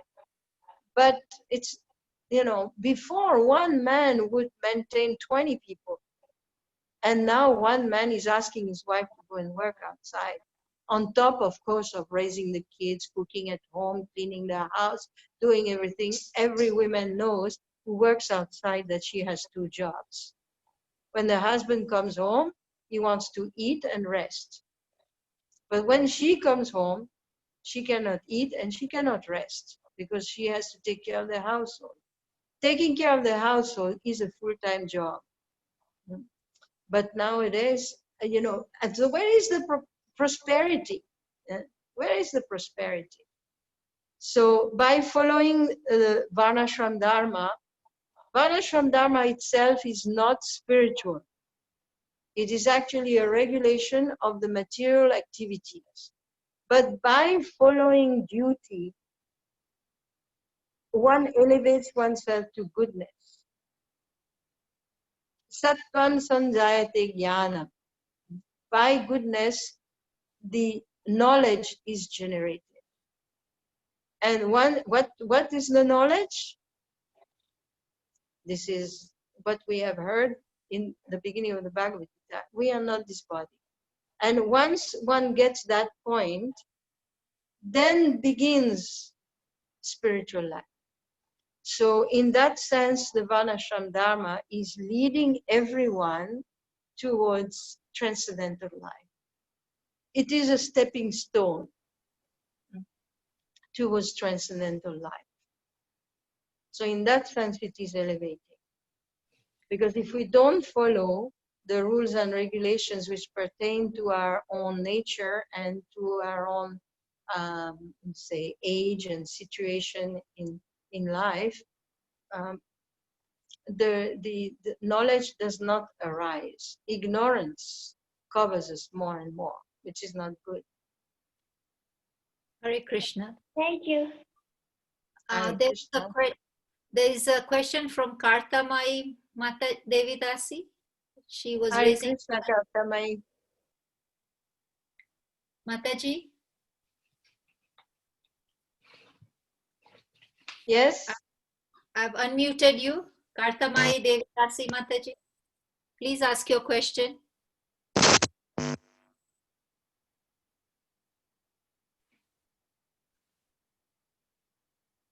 Maybe her internet is not supporting her question. We can't hear you, Mataji. We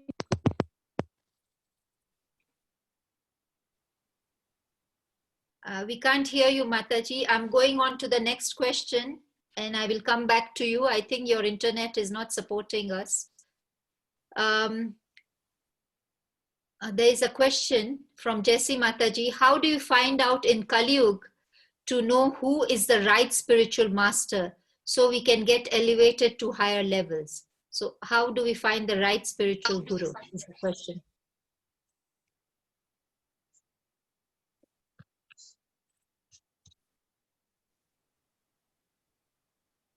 Well, Srila Prabhupada has given us guidance regarding that. And the Shastras are there to guide us. He has given us the basic parameters. The spiritual master should come in a recognized line of spiritual masters.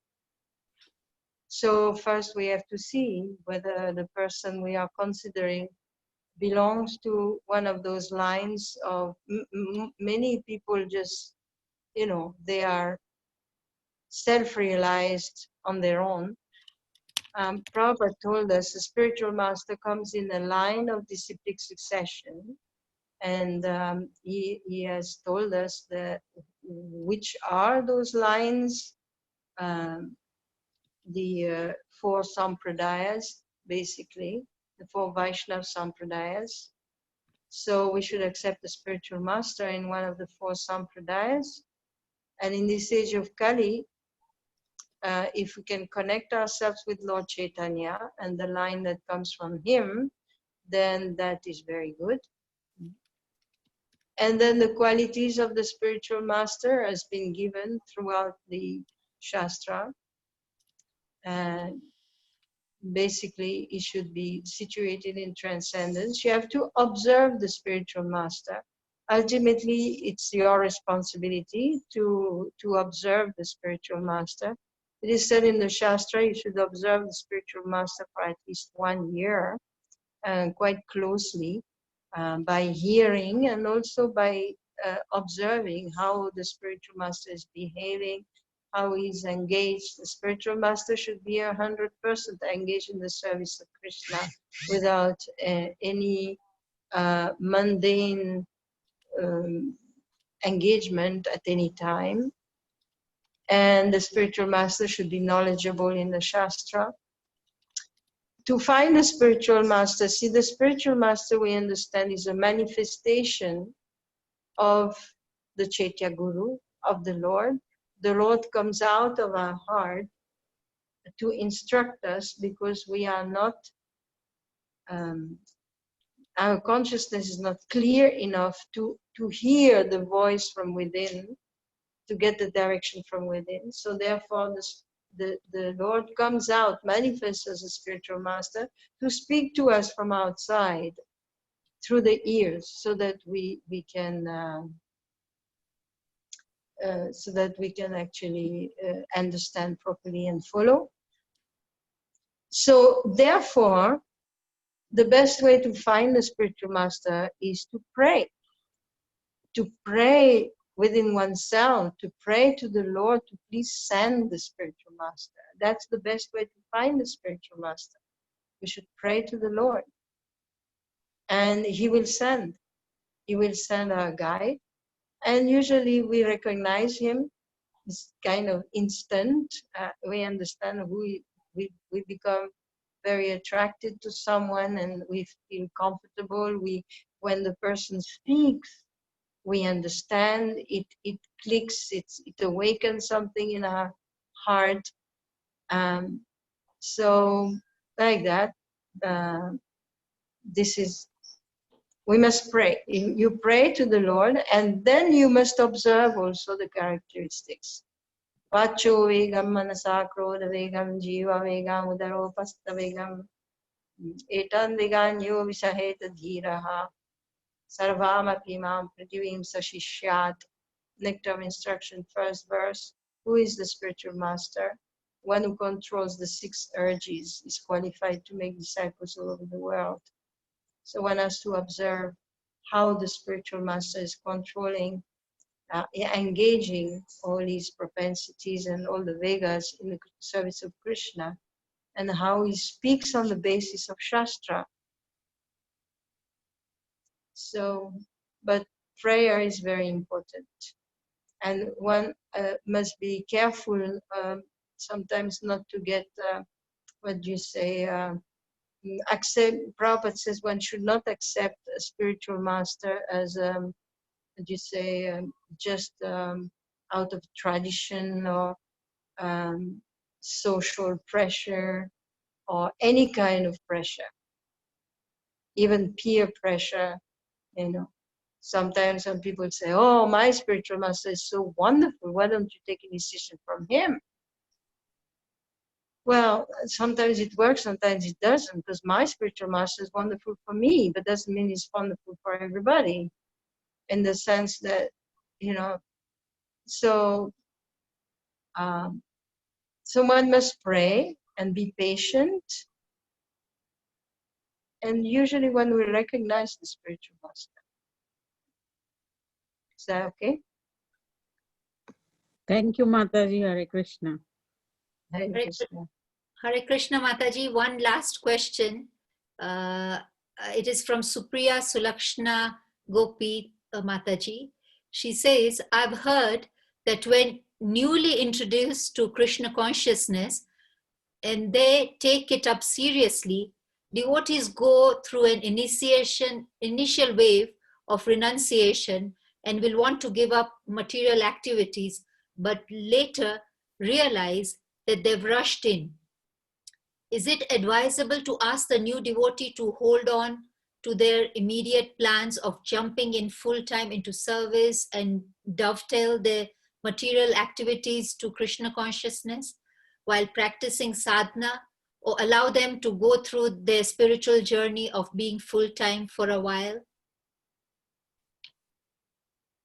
I think I already spoke about this during this lecture. There is a verse, Chaktva Swadharman Charanam Bhujam Hare, which says that you have to consider always what's the whole situation around the devotee. As I said, like if somebody has 3 small children, 1-year-old, 3 years old, 5 years old, and suddenly wants to give up everything, it will create some chaos, and it may not be very favorable for the Krishna consciousness of the children in the future, who will, so you have to see the circumstances. But going through a phase of full-time devotional service is good. In the initial days of ISKCON, everyone went through that. Nowadays, hardly anyone goes through that. We have gone from one extreme to the other. In the initial days of Krishna consciousness, everyone joined the temples. Everyone joined the ashram. Everyone went through a life of brahmacharya, at least for 1 year, 2 years, 3 years, 10 years, 15 years. And some remained unmarried, some married but remained fully engaged, and some did not remain fully engaged and went back to having jobs and doing other things, sometimes not even chanting.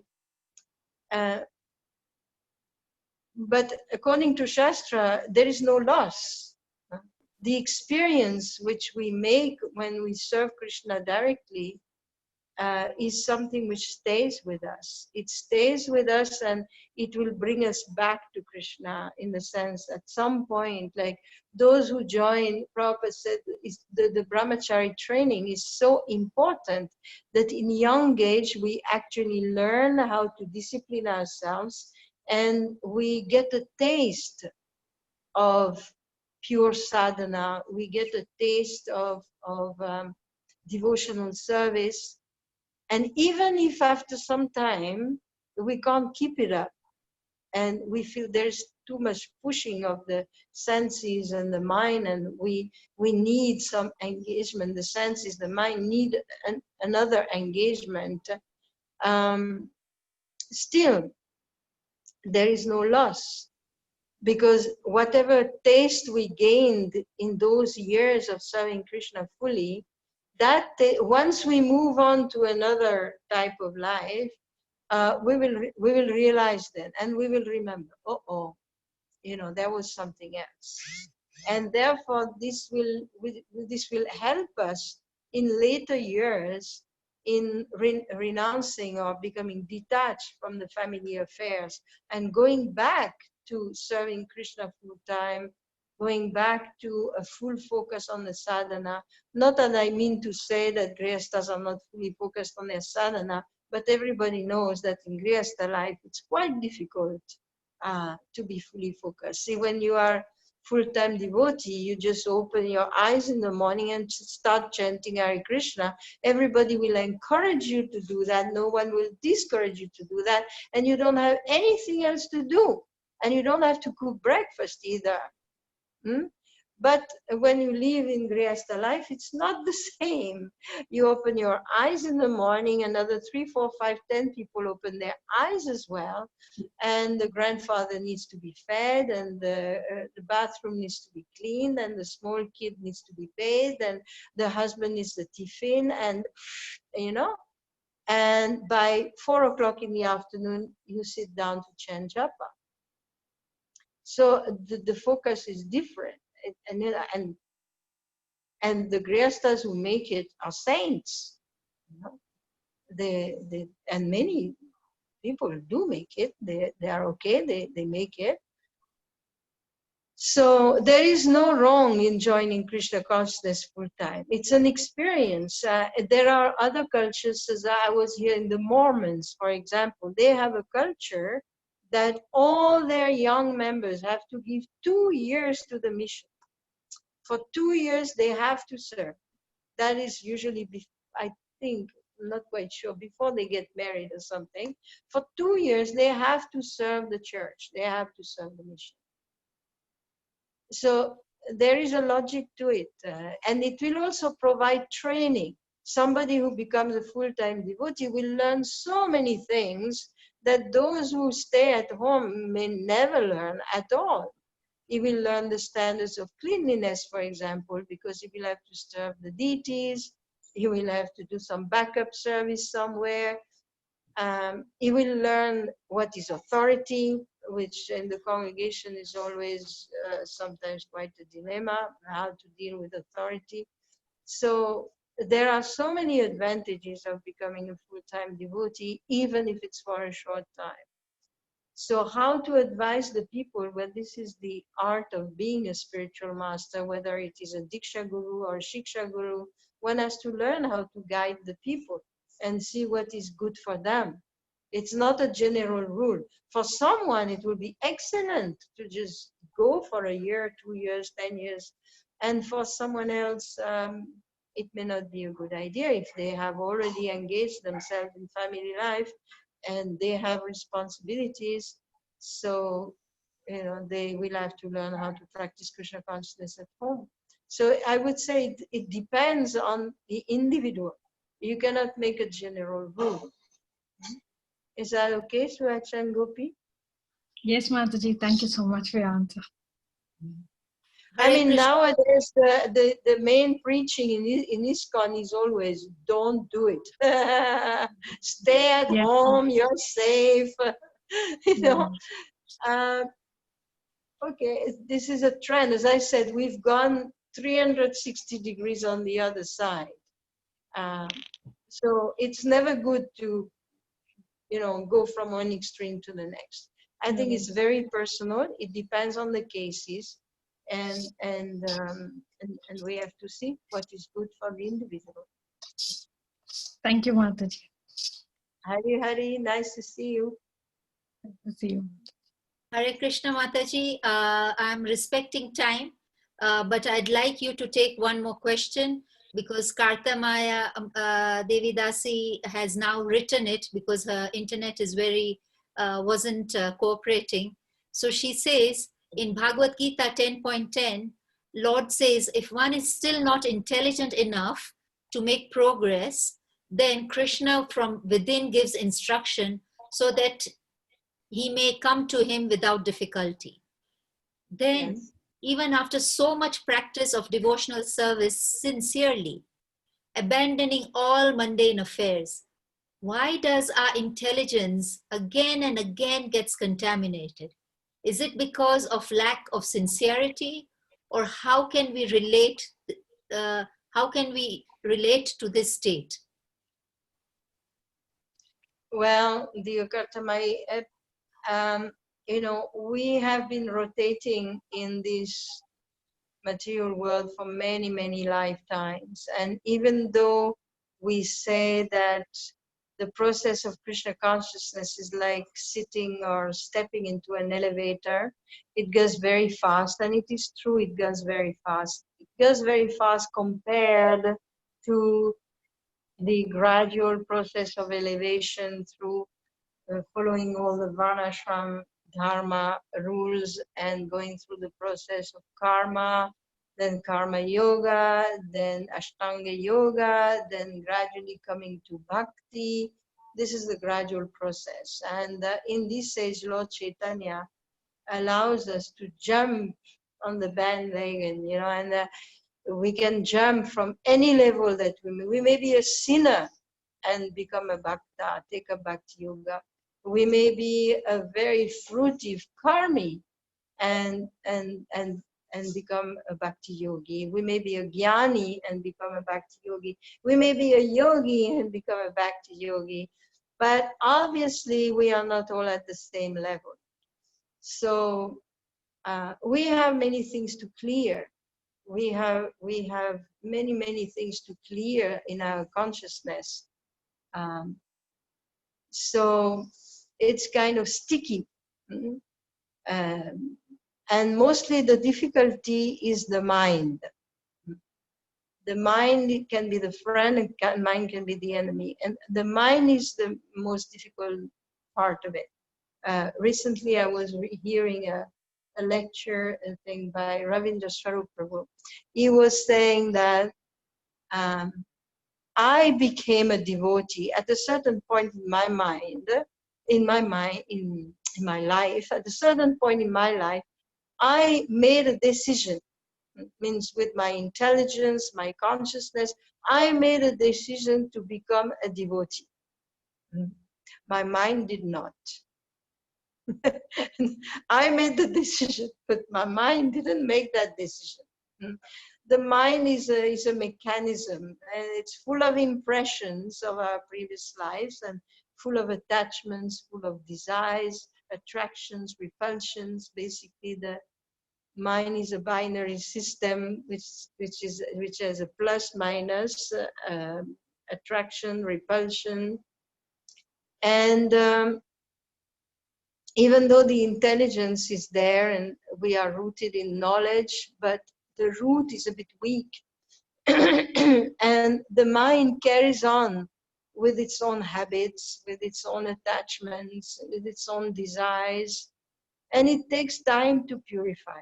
So we should not become discouraged. We should just keep going. You have to keep going. It's like somebody who said, well, I've been chanting for 3 weeks and I still haven't seen Krishna. So our case is like that, you know. You may have been chanting for 10 years, you may have been chanting for 15 years. So what?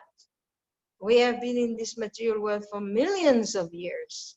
So how can we expect that just by chanting for 5 years or 10 years or 15 years, that suddenly we should be a pure devotee and we should be self-realized? It's possible, and it happens to some people. But in most cases, it will take longer. So Prabhupada has explained us is that we are on the boat.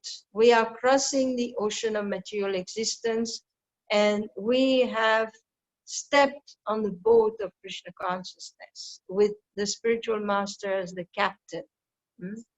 So we are in the middle of the ocean, and it's very rough. And sometimes there are storms, vomiting, and you think this ship is terrible. And so what? What are you going to do? Jump in the water? So we don't jump in the water. We are not, at least that much intelligence we must have. You don't jump in the water. You stay on the ship, even when it's rocking, even when you don't feel good, when you feel it's going nowhere. I don't know whether I'm progressing or I'm regressing. You don't jump off the boat. You keep chanting, you keep hearing, you keep seeking the association of devotees, you keep serving with determination and with faith, and Krishna will show his mercy. He cannot not show his mercy. He has given the process. If we follow the process, we will get the result. But, you know, our mentality is to be fruity. If I chant this many rounds, I should get that result. It doesn't work like that. Right? And Krishna is actually, what you say, yeah, he's testing us. He's waiting for us. It is definitely a lack of sincerity. But sometimes, even if we are sincere, the weight of our previous, you know, experiences over many, many lifetimes is there. It's like bullets.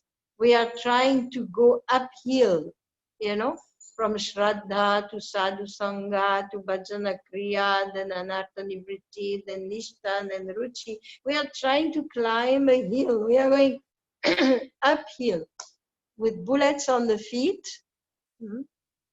and a very heavy rucksack on the back full of stones, and also a basket on the head. So this, we are carrying so many things, so many samskaras, and they are pulling us back. So in case, when we feel like this, that in spite of all this, still the intelligence gets vivid and so on, Bhaktivinoda Thakur says, you cry out, you shout out, you take, means that you call out for the devotees, you take the association of devotees, you go to them and try to stay in their shelter, stay in the association of the devotees, and ask for their help, their mercy, their guidance, and stay in the association of devotees, and do not jump off the boat, because the situation is worse off the boat. So we must stay in the boat of devotee association and so on. It is normal to experience difficulty. And no difficulty means we have reached Vaikuntha. Difficulties are normal. This world is full of difficulties. There is an ocean of difficulties.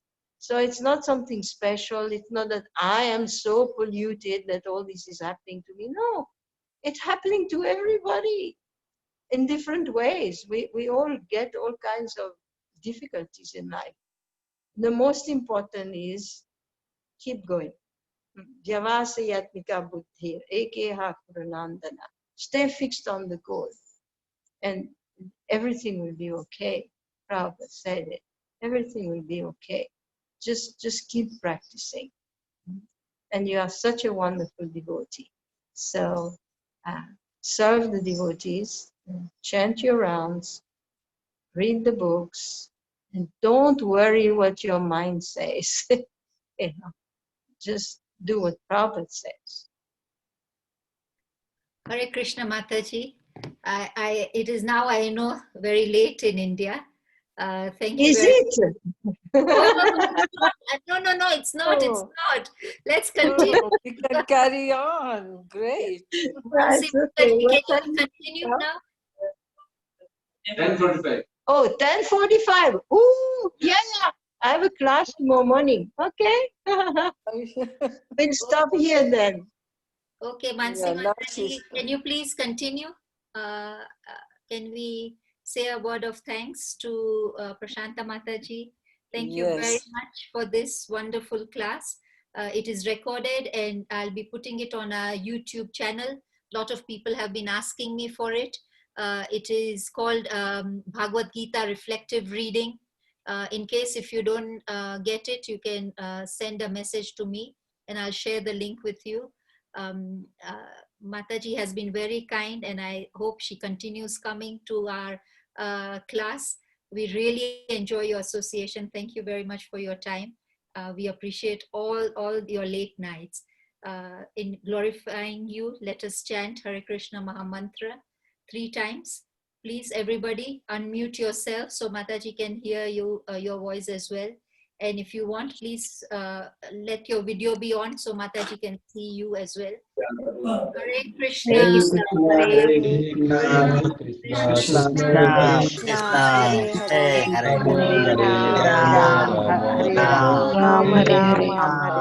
Krishna, Hare Krishna, Krishna Krishna, Hare Hare, Hare Krishna, Hare Rama, Rama, Hare Hare, Rama, Hare Rama, Rama Rama, Hare Hare Rama, Hare Rama, Rama Hare Hare. Hare Rama, Hare Rama, Rama. Hare Krishna. Now Hare let us Krishna, go. everyone. Thank you very much for your very kind invitation. And I'm very happy to be with you again today. Thank you for all the questions. Thank you for listening to the Bhagavad Gita. Mataji, when can we Hare get you? Krishna Manasi Ganga. Hare Krishna. Now you make sure you come on time next time, okay? You lost a lot of time, that's why we kept you. Hi, both. Not possible. Hare Krishna, everyone. Take care. You too. Gauranga. Gauranga. Gauranga. Nityananda. Nityananda. Yeah, very nice.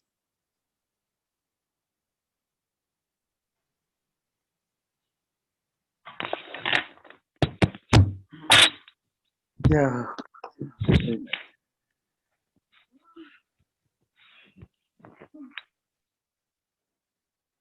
So, how was it? Ji Mataji.